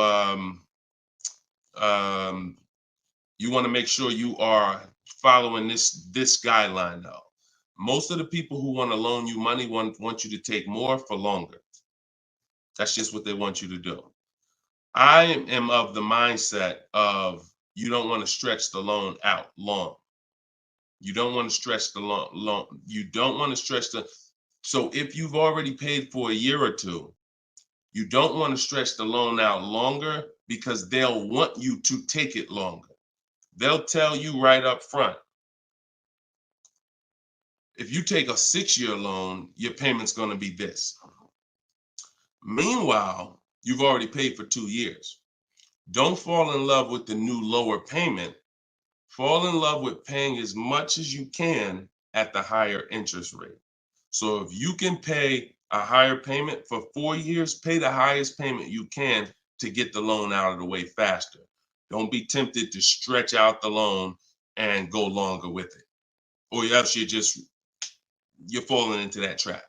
Like I said, people want to loan you money, want to lend you more for longer. They take it for 6 years. You could always pay it off earlier. They're hoping you don't. Okay, so that's typically the rules of thumb that I like to follow. All right. This is from Instagram. Well, this is Luna. I was desperate and just got the first deal. I set a very high payment. Can I refinance for a smaller amount? Luna, weren't you on the show a couple days ago? I was desperate and just got the first deal. I set for a very high payment. Can I refinance for a smaller amount? It's probably going to be early for you to do that. Did you? Hold on one second. If you hold on, let me open the Instagram comments so I could actually see. I know Dolan's bringing the comments to the show, but I want to make sure I could actually see the Instagram comments. Hold on. Okay. So because if you just got the vehicle, I mean, you could try to refinance, but it depends on how high of a rate they gave you compared to what you could have gotten if you would have followed like our bank bidding war process. You bought a brand new 24 Mitsubishi. Okay. Haven't you been on the show, Luna? This isn't your first time, right? You've been here. You've been with us for a couple. You've been with us for oh, it was in December 2023. Okay. I appreciate it. Thanks for the information. That's why I wanted to see the comments so I could actually have the dialogue with you. Yeah, I mean, that's all you could do. You could try and you could try to refinance online. You can go on Google and type in auto refinance online and start to see what those companies look like and see if but you need to know your rate, and then you need to know what the companies that'll refinance you are offering you and see if it makes sense. If you got a higher rate than you could have gotten, then certainly you can refinance. If they got you the best rate that you could qualify, then you may have to wait a little longer, but usually, it doesn't hurt you to check, especially if you're in a considerably high interest rate. You certainly want to see if there's a possibility, because like I said, 2 points, 3 points on an interest rate is thousands of dollars, not hundreds. All right, TikTok, y'all gonna spend some time with us. Can y'all tap the screen and shoot the likes up if you're gonna talk money with us? Here's the thing, y'all. I'm gonna be honest with y'all. Y'all know I've been this way from day one, and I can't be any other way. I'm considering, and some of you know, I'm gonna tell y'all a story because I'm gonna keep this real, real, real, right? So in 2021, we did a podcast. It was called the Auto Advisors Podcast. The Auto Advisors Podcast got 10,000 downloads in the first 90 days, which was a great metric for a new podcast. I stopped it. You know why? Because we're in the way the podcast is, and I'm just keeping it 100% with y'all. I'm never gonna stop doing the information, but if people don't engage with the show, then we'll just keep the rebroadcast going. The rebroadcasts are great. I'm 100 for my lifestyle, for my getting the information out. We do tons of free social media videos. I just don't want y'all to be questioning, Dad, why Deshone not doing the live show anymore? Because the live show needs to make sense. I've been telling y'all to share. I look at the shares. I see the people who come regular. I see not a lot of people share. All good. I just want y'all to know that when you can't ask the questions and you got to just do the rebroadcast, that's going to be the reason why. That's really going to be the reason why. Because we can sit back and we can let this live stream go 24/7. I love it. Dolan runs it. It's great. We sell a lot of books throughout the day. People get their questions answered. It's great. If y'all like Deshone, I would really like to ask questions and have the opportunity for my family to ask questions and get their questions answered, then y'all gonna have to show up. Y'all gonna have to show up. It's always been that way. Now, we're gonna have information everywhere for you. Free social media videos, my free masterclass is in my link in my bio. But if y'all want to keep this show going this way live and not just see 24/7 rebroadcast, then y'all gonna have to make sure y'all show up. And if we don't see the likes and we don't see the shares, then it's all good. That tells us everything we need to know. because there's nobody out there doing what we're doing right now. So if it was 20 other people doing these shows, then I understand. We got to make sure we're better than them. There's nobody doing what we're doing right now. So it's up to y'all. All right, so Dolan, let's go. TikTok question. Can I get a new lease with no money down and get the same car payment monthly, turning my lease in soon? But that depends on how good you're going to shop. See, if you got, a lot of people are going to be fooled into this conversation. Car salesman calling them saying, hey, I could get you out of your lease, keep your payment the same, and you'll be good. That's the conversation they're going to go for. Now they're going by 2021 and 2020, well, really 2021 payments, which were the highest in history. And what they're depending on is they're hoping that most people don't ask a question. You already been paying this, you already been paying the high payment. What if I could put you into 2024 for the same price? Meanwhile, those prices that you were paying were ridiculously high. All through the pandemic, most 99 probably percent of people were paying ridiculous payments. That's why I always show Bonita. So when you look at Bonita, Bonita is the one who got one of the most popular vehicles during the pandemic. It was a Kia Telluride 2022. She got it for $600 out of pocket, $600 a month. It was like a 1.25% lease. How? Sitting at home and shopping offers. So to answer your question, don't comply. Your deal is going to be based on how well you shop. And what I'm teaching you to do is to stop going into dealers because 80% of them are overpriced. So you're going to go into a dealer, do your test drive, and then you're going to come home and you need to get at least 5 offers. Now you could do it my way. In my book, I have a strategy called the 25 to 5. We go online, we go to the dealer's websites, we put in what we want, 25 dealers' websites. It's a copy and paste template. Then we have conversations by email because out of those 25 dealers, figure about 10 are going to have a car we want. And then we're looking to get 5 to 7 offers. If you shop the right way, you're not shopping the right way if you don't see a $150 to $200 difference between your offers. You're just not shopping the right way because we know I've helped. Personally, we have about 1,600 people in our car shopping course, in my coaching program, and we probably have about 6,000 people who have my book. That's enough data for us to know when people send me their deals, 80% of dealers are overpriced. What's the message then? If you don't get 5 offers, you're going to overpay. Hands down. Not 3, not 4. Now, some people with Charles, if they're shopping for a really hot vehicle, like Charles got a Palisade a little while ago, he got 10 quotes. So he reached out to 35 dealers. But look what he's paying. $48,000, almost $49,000 vehicle, he's paying $597. And both of those deals were no money down. So if he didn't know how to shop, then he would be paying $700, $800. Some of you may be looking and saying, Deshone, man, I got a Palisade and I pay a lot more than that. Or, hey, but that's going to depend on how you shop. You must get at least 5 offers if you're truly going to see the bottom of the market, because 80% of dealers, 4 out of 5 are overpriced. So certainly you could do deals with no money down. It's not even a question. And don't pay attention to commercials, because what you'll see is neither one of those 2 deals that I just showed you were from a commercial. They'll probably, when you look at what a commercial says you can lease a Kia Telluride for, especially or a Palisade for, especially a $50,000 Palisade, it would be a lot higher than this, and it would be with 1,000 down plus tax plus fees. That's why you can't pay attention to commercials. So that's the answer. Don't pay attention to commercials and get at least 5 to 7 offers. If you do it my way, it's quick. Takes about 20 minutes to contact all the dealers, and then you're using my email templates. Because what you got here, this is very important, you guys that are going to have conversations with dealers by email.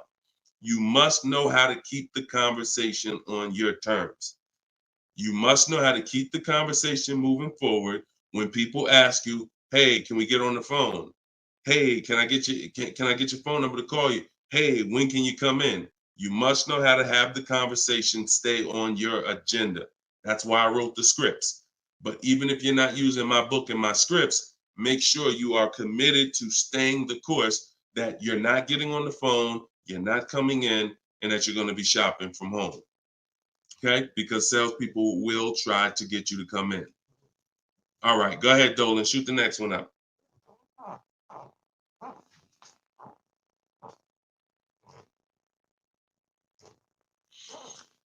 Okay. Hi, the dealer wants to run my credit card. I just watched one of your videos and you said don't let them do that. They want to run your credit card for what? Let's give Bless the chance to type. Are you purchasing something? They want to run your credit card to run your credit? Or did you mean they want to run your credit? What are they trying to run your credit for? I mean, your credit card for. Now, if you have made a deal with somebody, when we make a deal online, oh, you mean running your credit? For what? What's the purpose of you running my credit? And that's not even what the ad. See, when you request your offers, you're requesting your offers by email. And we're always telling them assume tier 1 credit. There's nothing else for us to focus on. What is the purpose? Now, again, let the 80% do what the 80% do. Lie, tell you stuff. You need to have other dealers in your inbox to know. Sometimes people say, well, Deshone, this dealer said, this one dealer said they don't lease. I said, okay. How many other dealers that you talked to said that? No one yet. Okay. When 80% of them say that, that means they don't lease that car. One dealer, they might be having customers come in, don't know what they're doing. Oh, yeah, no, we don't lease. Oh, okay. Well, I guess how much is it to purchase then? So let the 80% do what the 80% do. When we shop by the numbers, and when you shop by the numbers, you win, because if this dealer lies, the other dealer is exposed that they lied. So one dealer says I can't lease, and then 4 other ones give me a lease offer. Clearly, you were lying. So don't worry about what one dealer says ever. That's why you need to be having multiple conversations at all times. Trying to get my payoff, my car finance. Shoot Jerry's. Can you put Jerry's question up from Facebook here, Dolan? Okay, trying to get my payoff. Thank you, Dolan. My car finance company says contact dealer. Should I contact dealer? What the heck kind of broke leg, half-wit finance company you with if they telling you call a dealer for your payoff? What's the name of the company? What's the name of the company? You got to realize how the banks is in bed with some of these dealers, and you're going to understand that. The dealers couldn't have did Hyundai.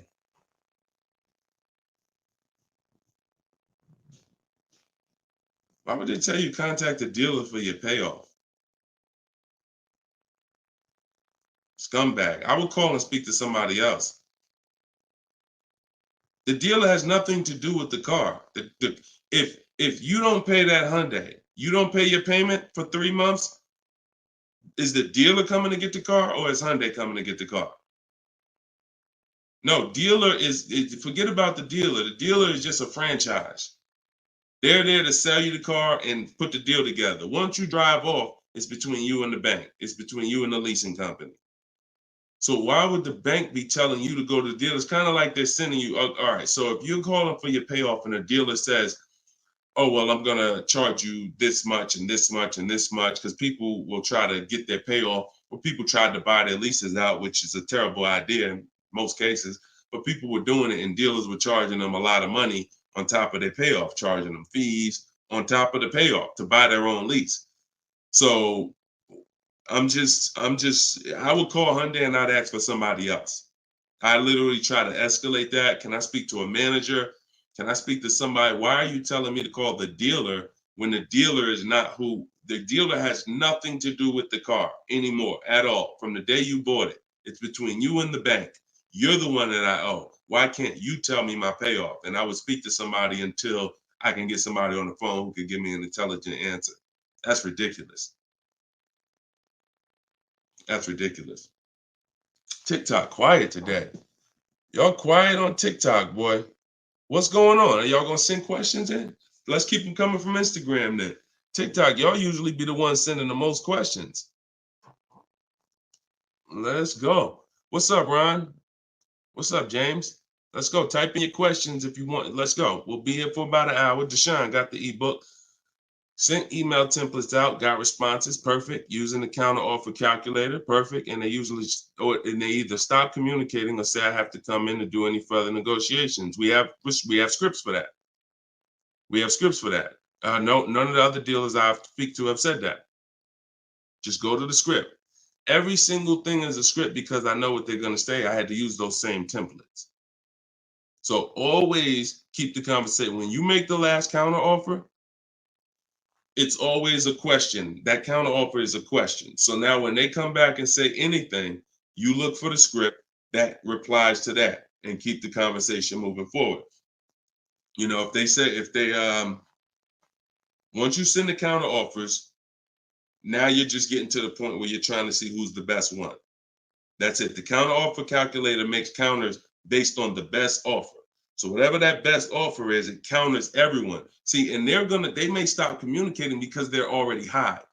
So if somebody gives me a 1.1% lease and other people give me a 1.4, 1.5, 1.6, when I counter, I'm countering based on the 1.1. Because once one dealer gives me that type of discount, I know that y'all just choosing not to. That's why if they say, how'd you come up with that number? The script is always, it's a little bit lower than my best offer I have already. So they know you can act like this is the bottom price that you have, but we already have the best offer here. That's why we always put in the offers, and the counter offer calculator creates the counter offer based on the best offer. I don't care if none of y'all reply anymore because y'all already showed me y'all are overpriced. So I'm gonna let you know that based on my counter offer, I know this deal could be done.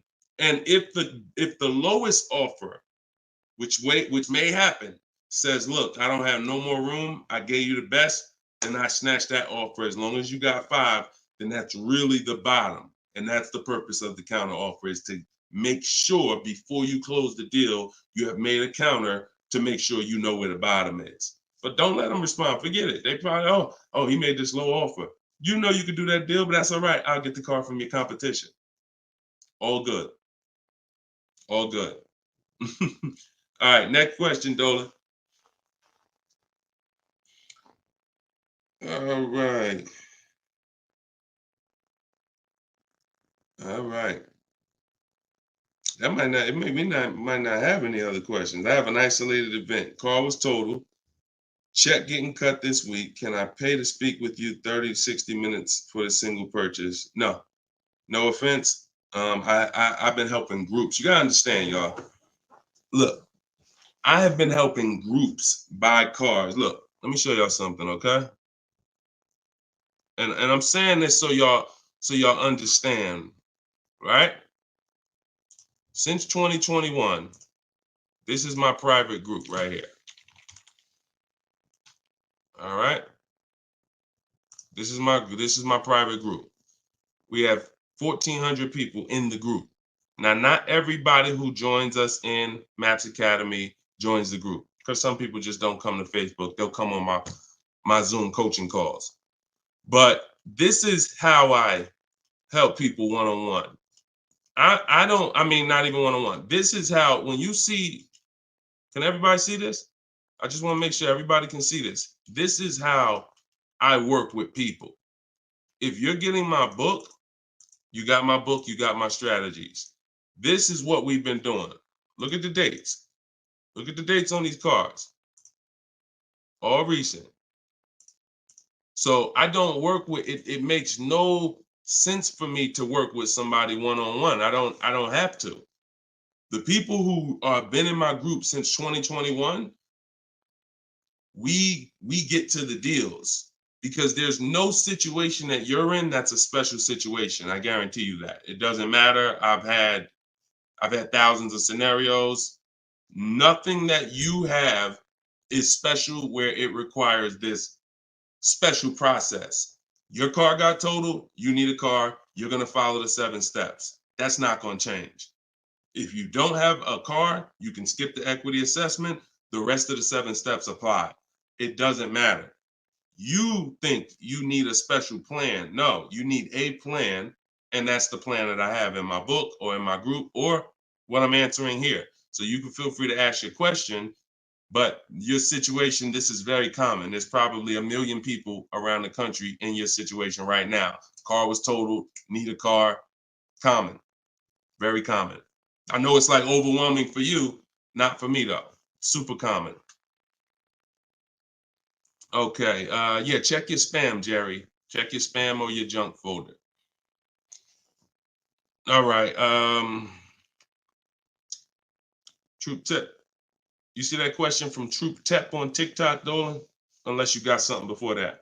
All right, another one from Instagram. I'm looking to get an electric vehicle, and I'm not one to keep cars. I'm interested in getting a lease, but don't really know how the process works. You must get bids.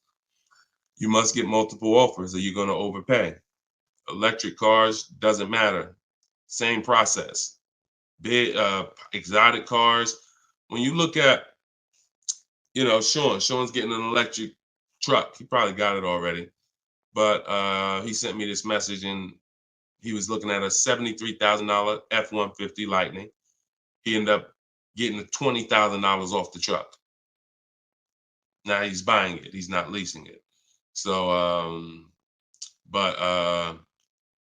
Taupe had an electric BMW lease. She got a BMW i4 e-drive, $54,000. She got her bids. She ended up saving $8,500 total with the rebates and the discount. She's paying $690 a month for a $54,000 vehicle. So these deals that you're seeing, these are real deals. These are below market deals.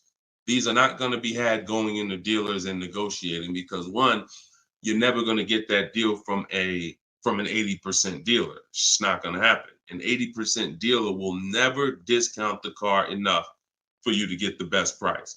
So you don't know. Unfortunately, there's no sign that's on, hey, we're an 80% dealer. Don't come here. There's no sign. The only way that you know is by getting multiple offers. Now, you could do it manually. You can call around, talk to some sales managers, and try to get at least 5 offers. We do it online. We do it with scripts and templates, and that's what's in my book. So if you just jumped on, my new book is called Cars from Home, 7 Steps to Saving Time, Money, and Avoiding Dealerships. It has all my templates in there, all my scripts. It's normally $97. But while we're on, for the next 30 minutes, you can get it for $24 if you get to my link in my bio before the 30-minute countdown is up. Once the 30 minutes is up, it does go back up to $97, which is still a great price because everything in that book is going to save you thousands and thousands of dollars. That'll be the most valuable book, but that's only if you want to use my scripts, my resources, and have me do the talking, which is you typing. But if you're going to do the talking, then I would call around and I get at least 5 offers, or you're going to overpay. No doubt about it. At least 5 offers. Okay. You can't calculate a lease manually. You can't try to calculate a lease and think. And even if you can calculate a lease manually, you still don't know what rebates are, what incentives there are. Sean didn't know there was $15,000 in rebates. How did he find out? Multiple offers. The best offer ends up revealing, wow, it's $15,000 in rebates on this truck. He wouldn't have knew that just walking in and trying to see, all right, what's the best deal I could get? 80% deal is never going to tell him it's $15,000 in rebates. So multiple offers is a must. Okay. Go ahead, Dolan. Great question. I'm new to your platform. I joined late. What do you recommend I do? I'm not sure I understand the question. What do I recommend you do about what?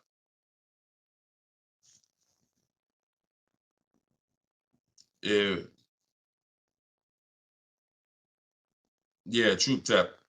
Send a follow-up question to that because I don't really know what you mean by that. What are you're new to my platform? Are you talking about this show? Just be a little bit more specific with your question. Let's see if we can get you an answer. Swagger at Instagram says, I have an S550, still owe 40 grand. I plan on paying it off by summer 2025. Should I trade it for an S63? Run a race and start another race. The whole nother race. So you buy a whole car, spend years to pay it off, throw tens of thousands of dollars at it, pay it off, and then go trade it again and do the same thing over and over again. Next time with a higher price car that you will throw more money at. This is the problem. You don't understand leasing. That's the problem. See, there's no way to make that make sense. You still owe 40 grand on the S550. You're trading in your cars while they're still losing value every year dramatically. This is what we call the depreciation curve. If you've been on the show, you've seen it before. If this is your first time, this is how you understand what's going on with your car. This is the unseen expense. So when you buy that S-Class, it's losing thousands of dollars every couple months. And then you're see, there's three kinds of people. People who get great lease deals. Well, I'm not going to say that. People who lease, people who buy and keep long term, and they keep long term so that they can avoid the depreciation. And then there's people who are stuck in this middle right here. This is 2 years, 3 years, 4 years, 5 years, 6 years, all right here, when your car is losing the most money. So what you do is, see, it has nothing to do with how you paid for it. You can pay cash, doesn't matter. When you take a loan, now you're financing this depreciation and you're losing more. But when you say, all right, I bought this S-Class, now for the next 6 years, it's going to lose tens of thousands of dollars, and then I'm going to turn around and I'm going to trade it.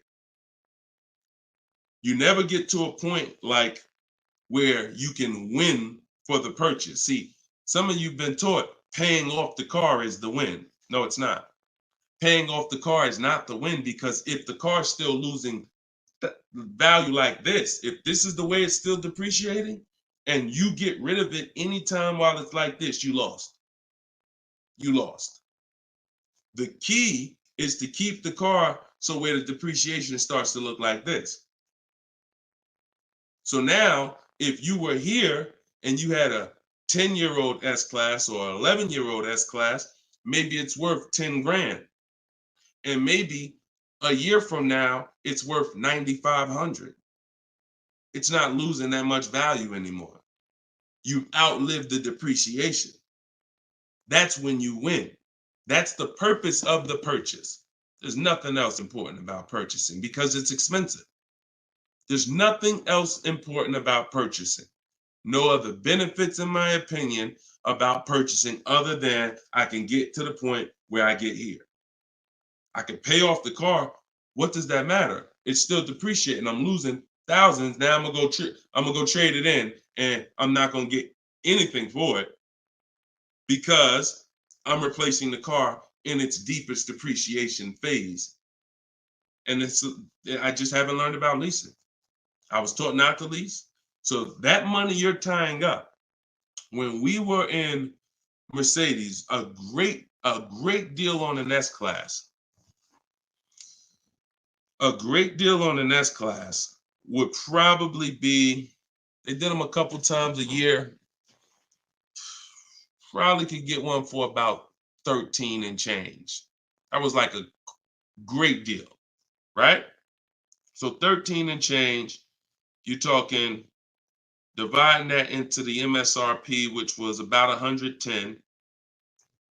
You're talking, okay, 1.2, 1.25, 1.3% lease on an S-Class, great deal.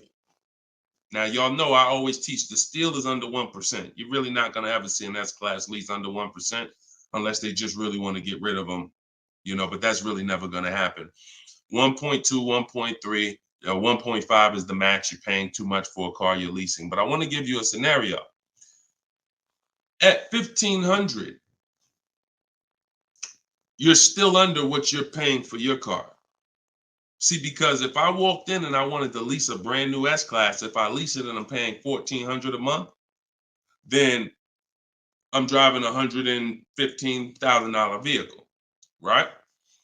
Now, if I decide I'm gonna buy that same $110,000, $115,000 vehicle, every $1,000 is about how much per month, everybody, if you know. Some of you seen the video, some of you talk. Every $5,000 on a that you're going to borrow on a loan is about how much per month? $100. Exactly. So when you look at a $120,000 vehicle, 115, that's a payment of $2,300 a month. No money down. See, we don't talk money down because money down confuses you. In a lot of cases, it confuses you. When you look at the deal with no money into it, no money, now you can start to see how much money you've kind of been missing. Evaluate the deal with no money. Then you choose to put money down if you want, but you evaluate it with no money. So now you got a brand new S-Class, great deal on a lease, $1,400 a month. You gotta buy that to purchase the same exact S-Class, $2,300 a month. And then you get people who might be like you, who say, you know what? I ain't gonna get a new one. You haven't learned about leasing yet. You say I ain't gonna get a new one. I'm gonna get a pre-owned one. I'm gonna get a pre-owned one. And you look to get, instead of paying $115 for a brand new one, you look to get it for somewhere probably around 70. You look to get it for somewhere around 70. Every 5,000 is $100 a month. What's 70,000 cost on a payment, y'all? Every 5,000. So you're talking 50 grand, another 20, that's 400, that's 1,400 a month. That's 1,400 a month. So put these numbers together. Great deal on a brand new S-Class. 1,400 a month, leasing it. Great deal on a brand new S-Class, buying it. 2,400 a month, no money going into these deals. Great deal on a used S-Class, 70 grand, 1,400 a month for 5 years. Now here's where we jack it up. Oh, well, I'll just put some money down. I'll put like 15 grand down. I'm gonna take a 6-year loan, God forbid, 7-year loan, stretch the payment out, try to get that payment around 1,000 a month. You don't realize you can't change the numbers by putting more money into it. That doesn't change the actual overall. If 15 grand comes out of your pocket up front, that doesn't change the fact that of the numbers. That's why I break down the scenarios with no money down going into them. So what I would say, if you need to decide if you're going to keep the S-Classes long term, then you should be buying them. If you're going to keep them 8+ years, then you should be buying them. But if you're not keeping these cars 8 years, then you should be shopping for great lease deals because you're just throwing thousands and thousands of dollars away. Same price you paid, same money that came out of your pocket for the last couple of years to drive that used S-Class, you could have been driving and leasing a brand new one. And I know what comes with a used S-Class, brother. I know it. Been with Mercedes. I was with Mercedes 5 years. I know the maintenance. I know the brake replacements. I know the service Bs. I know how much it costs to have an S-Class pre-owned, no warranty, and everything that happens is on you. So we're not even taking into account the maintenance and the repairs that you have to put into that S-Class that you wouldn't need to put into a brand new one that you lease if you just stop listening to people who told you that you shouldn't lease cars. No doubt about it. So that's the best advice I could give you, brother. All right, go ahead, Dolan. Shoot the next one up. Use your pointers to get a new 24 GB80 Genesis. Salute. Enjoy it, Austin. Great deal. That's what I did. I worked the deal, no money down, got them the low, then hit them with the down payment, plus went and pre-approved. There you go. There you go. See, you're able to understand when you're shopping with no money down, no money going into the deal. Don't show me what anything looks like putting money into the deal. We determine if we want to put money into the deal later. Shop, get the best price on the car. Find the dealer who's going to get the best price on the car. Then we'll work out the finances. Then we'll work out the details. Most people go right to the, all right, what's the monthly payment? All right, what should it, how much should a brand new GB80 be? Depends on who you buy it from. Depends on what they sell it to you for. First things first, we got to find a dealer that's going to sell us the car for the lowest price. Good job, Austin. Congratulations, man. GV80 is a nice vehicle. Enjoy it. How much should CPO normally charge? How much should certified pre-owned normally be charged for Genesis G70? You haven't seen enough of them. So if I'm looking at a used, so example, I got a 2020 Infinity truck that I got year and a half ago. If I went in wondering how much it should cost without knowing, then the market's going to tell me. Now our goal is to get below market deals. So whenever we're getting below market deals, we are always we need to know what the market is first. You can't get below market deals if you don't know what the market is. So when we're getting offers on new cars, it's easy because we can see what the market is with all the offers we get. We get 5 offers, we get 7 offers, we can see what the market is. And we can see the low side of the market, we can see the high side. You got to do the same thing with used cars. And you go on every marketplace, we use 8 of them.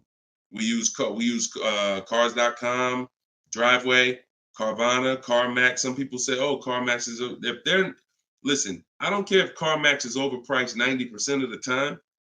The 10% of the time that they're not, they're going to be in the runnings. You know, it's like Best Buy. I know Best Buy is going to be overpriced for electronics 90% of the time. But when I needed to get an iPad for my wife, Best Buy had the best price. So if these people need to be in the runnings or you're going to overlook some savings. So yeah, we'll look at, CarMax, Driveway, Carvana, Carfax.com, Cars.com, Auto Trader, Car Gurus, eBay Motors. So we're looking everywhere there used cars. And then we're going to look and we're going to sort by lowest price to highest price to see where the low side of the market is. Then we do our narrowing down. I need to know what the low side of the market is. If it's 24, if it's 4, when I was shopping for my truck, the low side of the market was 30 to 31 to 32. That was the low side of the market. So when I saw it and I narrowed it down based on Carfax. This is how we narrow it down. This is my system. All in my book, all of what I teach, all of my live shows, this is our system. Narrow it down by title history, then service records, then accident history. Then we need to check the original MSRP. Can't get a good deal on a used car without knowing the original MSRP. How you gonna do that? Who's bought a used car in their life? Type the letter U. If you bought a used car in your life, type the letter U in the comments. Anybody who's bought a used car, type the letter U.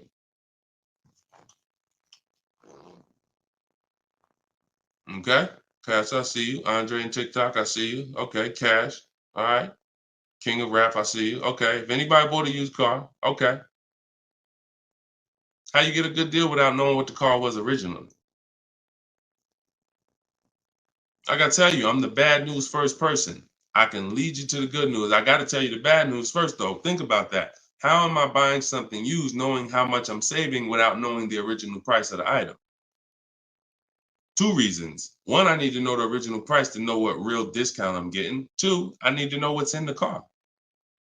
So when I narrowed it down to I had 4 Infinities that I had narrowed it down to. They were all white.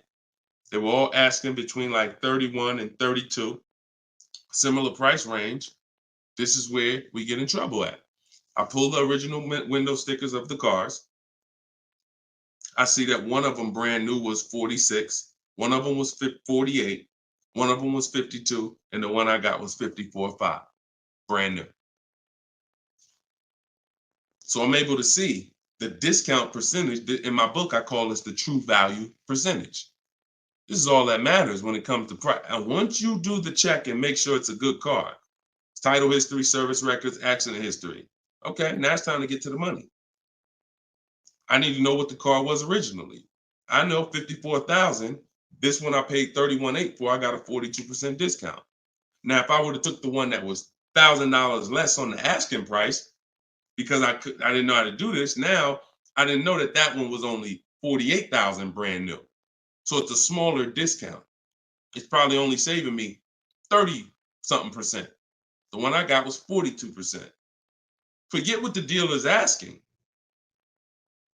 The dealer was asking $1,000 more than the other ones I was looking at. But once I saw what the original price of the car was, I knew that that was the best value because you got the most expensive car brand new. Why would I take a car that has less equipment because they're charging $1,000 less for it? But it has 7,000 less equipment in it, 7,000 less features in it. It's the little things, y'all. It's not the big thing. It's the little things that you're missing. And this is what we do. This is why I'm here. And for those who are willing to listen, we teach you how to do it the right way. These things you haven't been taught to do. And once you hear it, you're like, dang, that makes sense, right? How the heck? Why wouldn't I want to know what the new price was? Don't even know what equipment's in the car. I knew the day I got the car, it was an edition 30.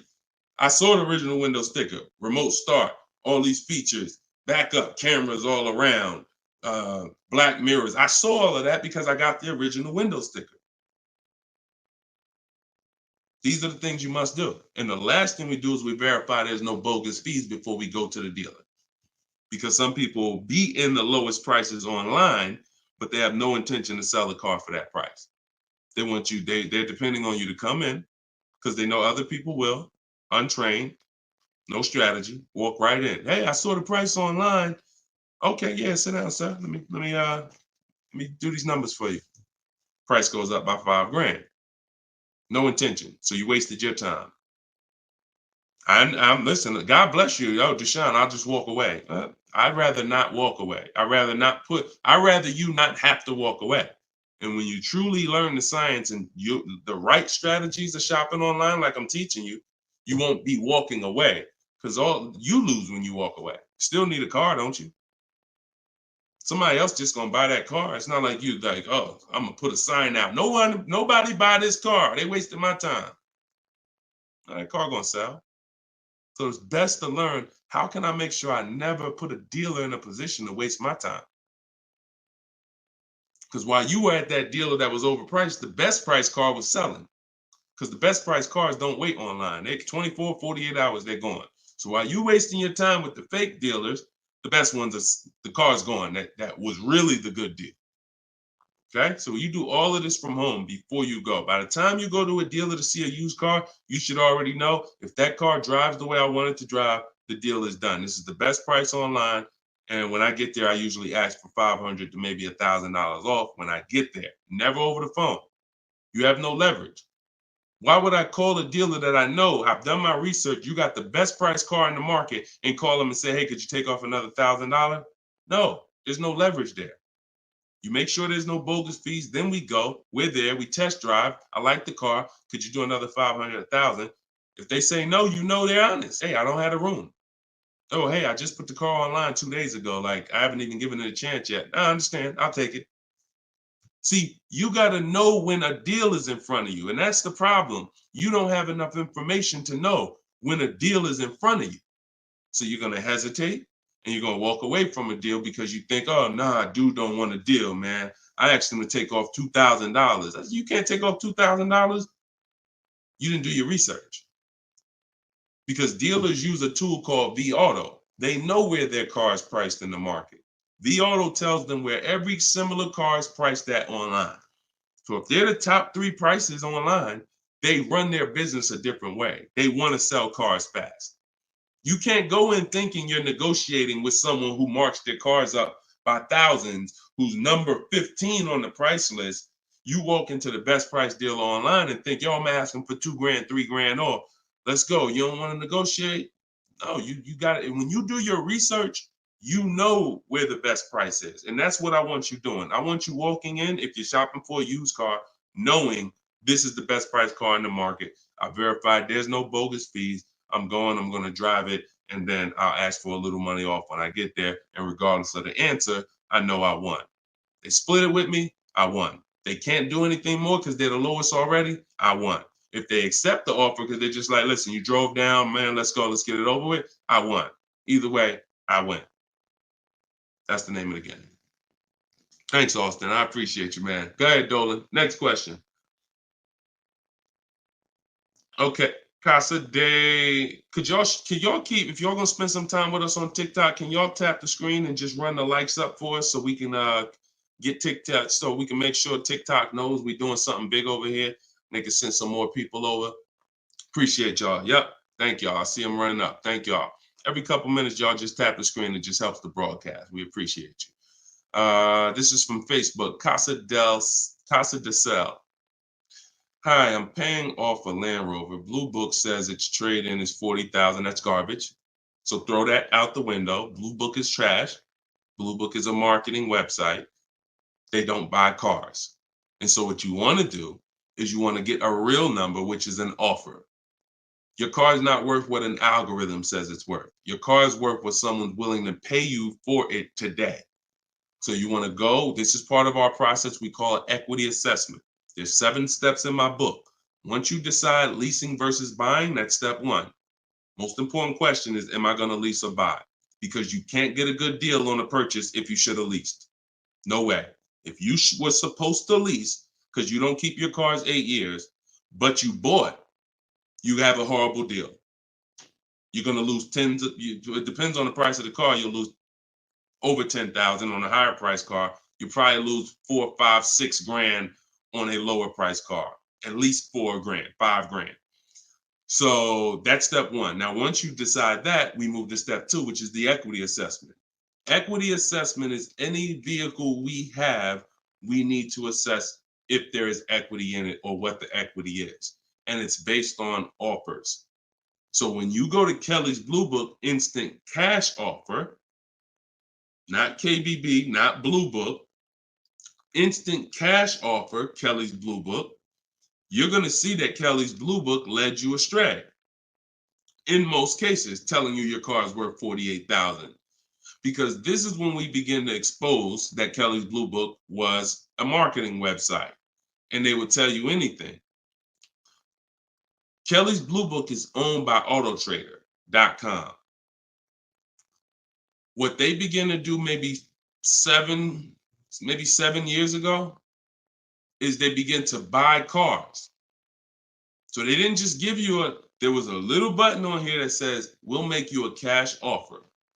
And I would do this with people in the dealership when I was there. They would come in and say, hey, Blue Book said my truck is worth $48,000. I said, oh, really? Well, and I explained to them that Kelly's Blue Book is an algorithm site, but they do have this feature where you can click a button and you go through a nice 5-minute appraisal and they'll make you an offer themselves. So now let's go through this and let's find out what they're going to offer you. And you go through the 5-minute appraisal and they make you a cash offer, and it's usually $2,000 to $3,000 less than what they told you your car was worth. So they'll send you into a dealer fighting for a number that's not real, and you're looking unresearched, unaware, walking out saying, oh, well, I know my car's worth 48. So that's why we don't use them. And again, the offer you're going to get is from them.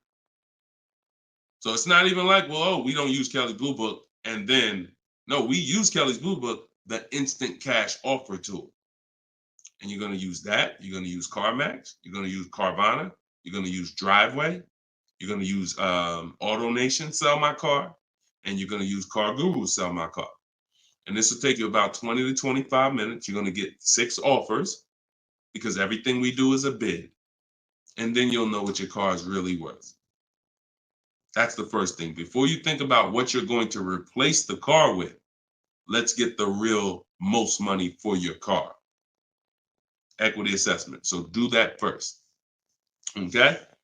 Yeah, Kelly's Blue Book is trash, but not the instant cash offer tool. But yeah, we would be sitting there and the person will have their printout, like a number like that, 48,000. And then we go right through it and they're like, oh, wait, now they only offer me 45. Yeah, right? So if the people who told you your car is worth 48 is only offering you 45 for it, what does that tell you? Oh, go back to that site that they offered you 48. You see all those banners, see all those marketing banners and ads? Yeah, that's why they need millions of people to come there to have that make sense for them. All right, go ahead, Dolan. Next one. Right. This one's TikTok. Can I get advice on walking in a dealership with a check in hand strategy? Don't walk in with a check in hand. 80% of deals are overpriced, Andre. You can walk in with a check in your hand. If you get somebody who's really good, they're going to take the check. And that's the mission. Get that check out of your hand into our bank account. And if you're dealing with an 80% dealer, you lost. See, again, I'm giving you boundaries so that you can understand. If you break the boundaries, if you choose to go over the boundaries, that's fine. But I've been doing this for a very long time, and everybody that knows me, everyone that's close to me, be it here in New Jersey or be it in my group, they know that I'm the person who helps you save the money on cars. I would put my money against anybody that I'll get a better deal than you. Now, if you're shopping, I wouldn't put my money against any of my people who learn from me. Anybody that learns from me, I wouldn't bet that I could get a better deal than them. If we got the same time frame, we're gonna get about the same deal.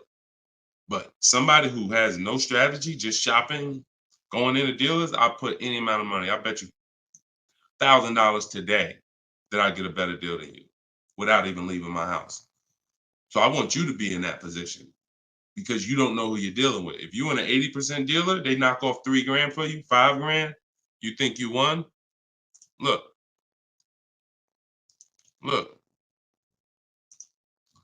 Kimberly. A little while ago, she got a Maserati. Posted this in the group. It was a $91,000 Maserati. She ended up leasing it for $944, but I want to show you the money breakdown. Before she accepted that offer, she had an offer of 20 grand off right here. So she had an offer on an 86. So pay attention to this. $86,000 vehicle, they were taking 20 grand off for her. 20,700 to be exact. She ended up going and getting a $91,000 vehicle for $944 a month. So even a better deal. So she ended up saving more than 20 grand, more than 21 grand. Why is this so important? Because if she would have went in and got excited, she'd have walked into a dealer, walked in, and somebody would have said, all right, listen, I know you're serious. Today only, I'll knock 10 grand off for you. 10 grand. She probably never heard that in her life. $10,000 you're going to take off the price of the car. Yeah, I knocked 10 grand off. All right. Somebody who's not educated, someone who's not researched, rather, someone with no strategy. Let's go. Let's sign that.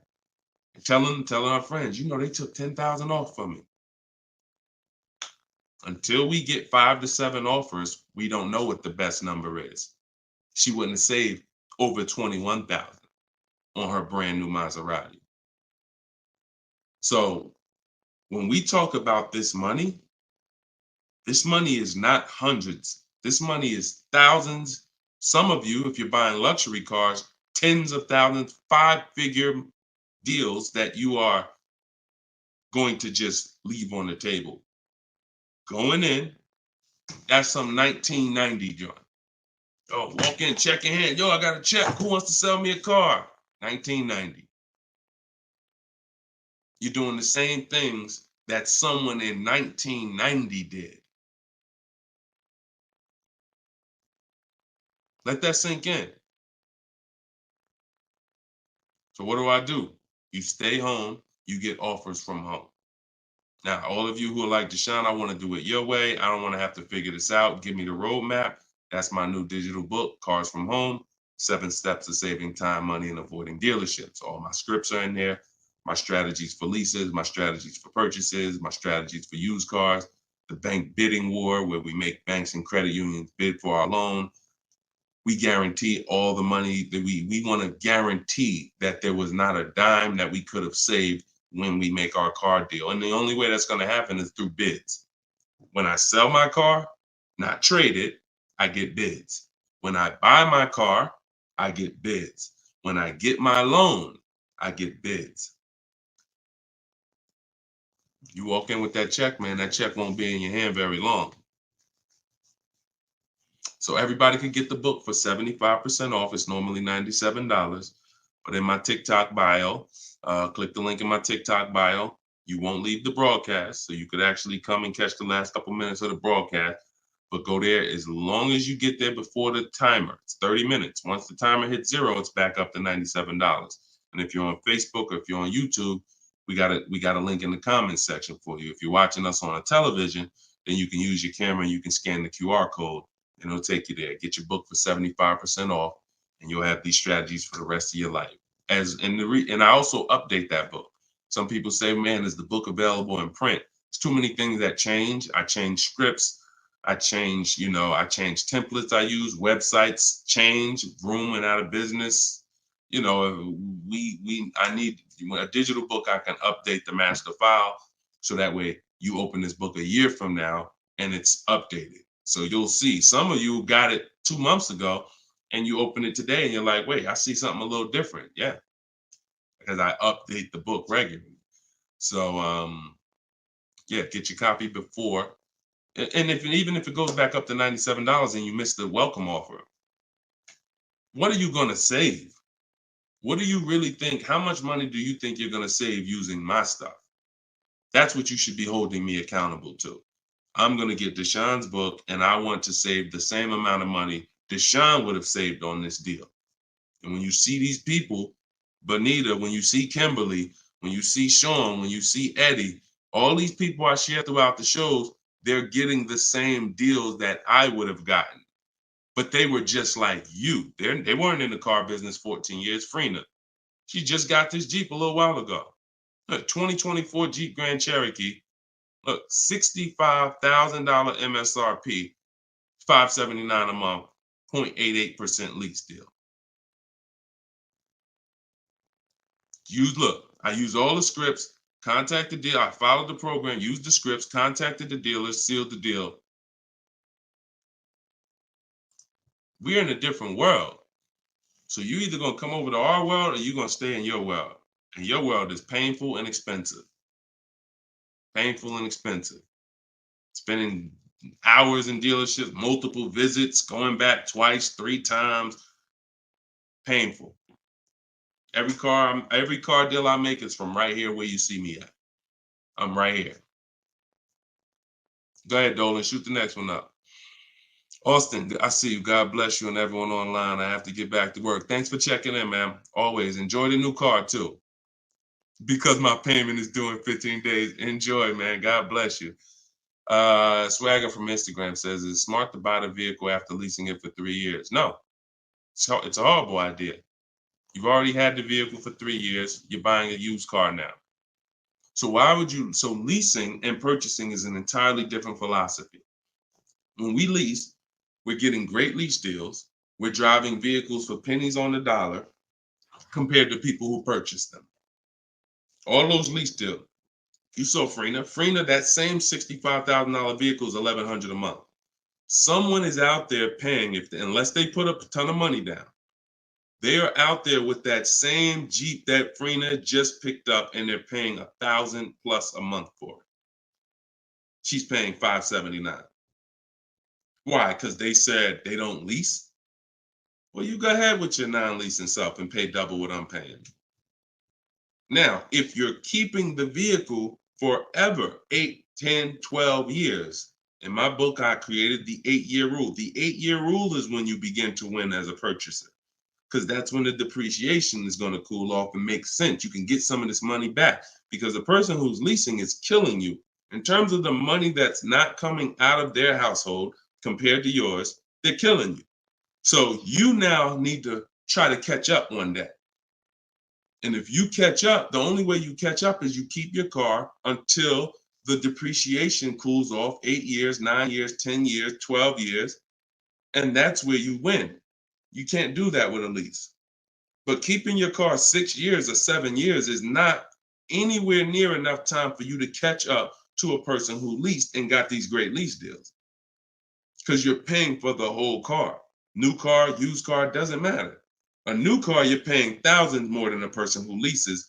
A used car, over 8 years, you're paying about the same money as a person who leases for a used car.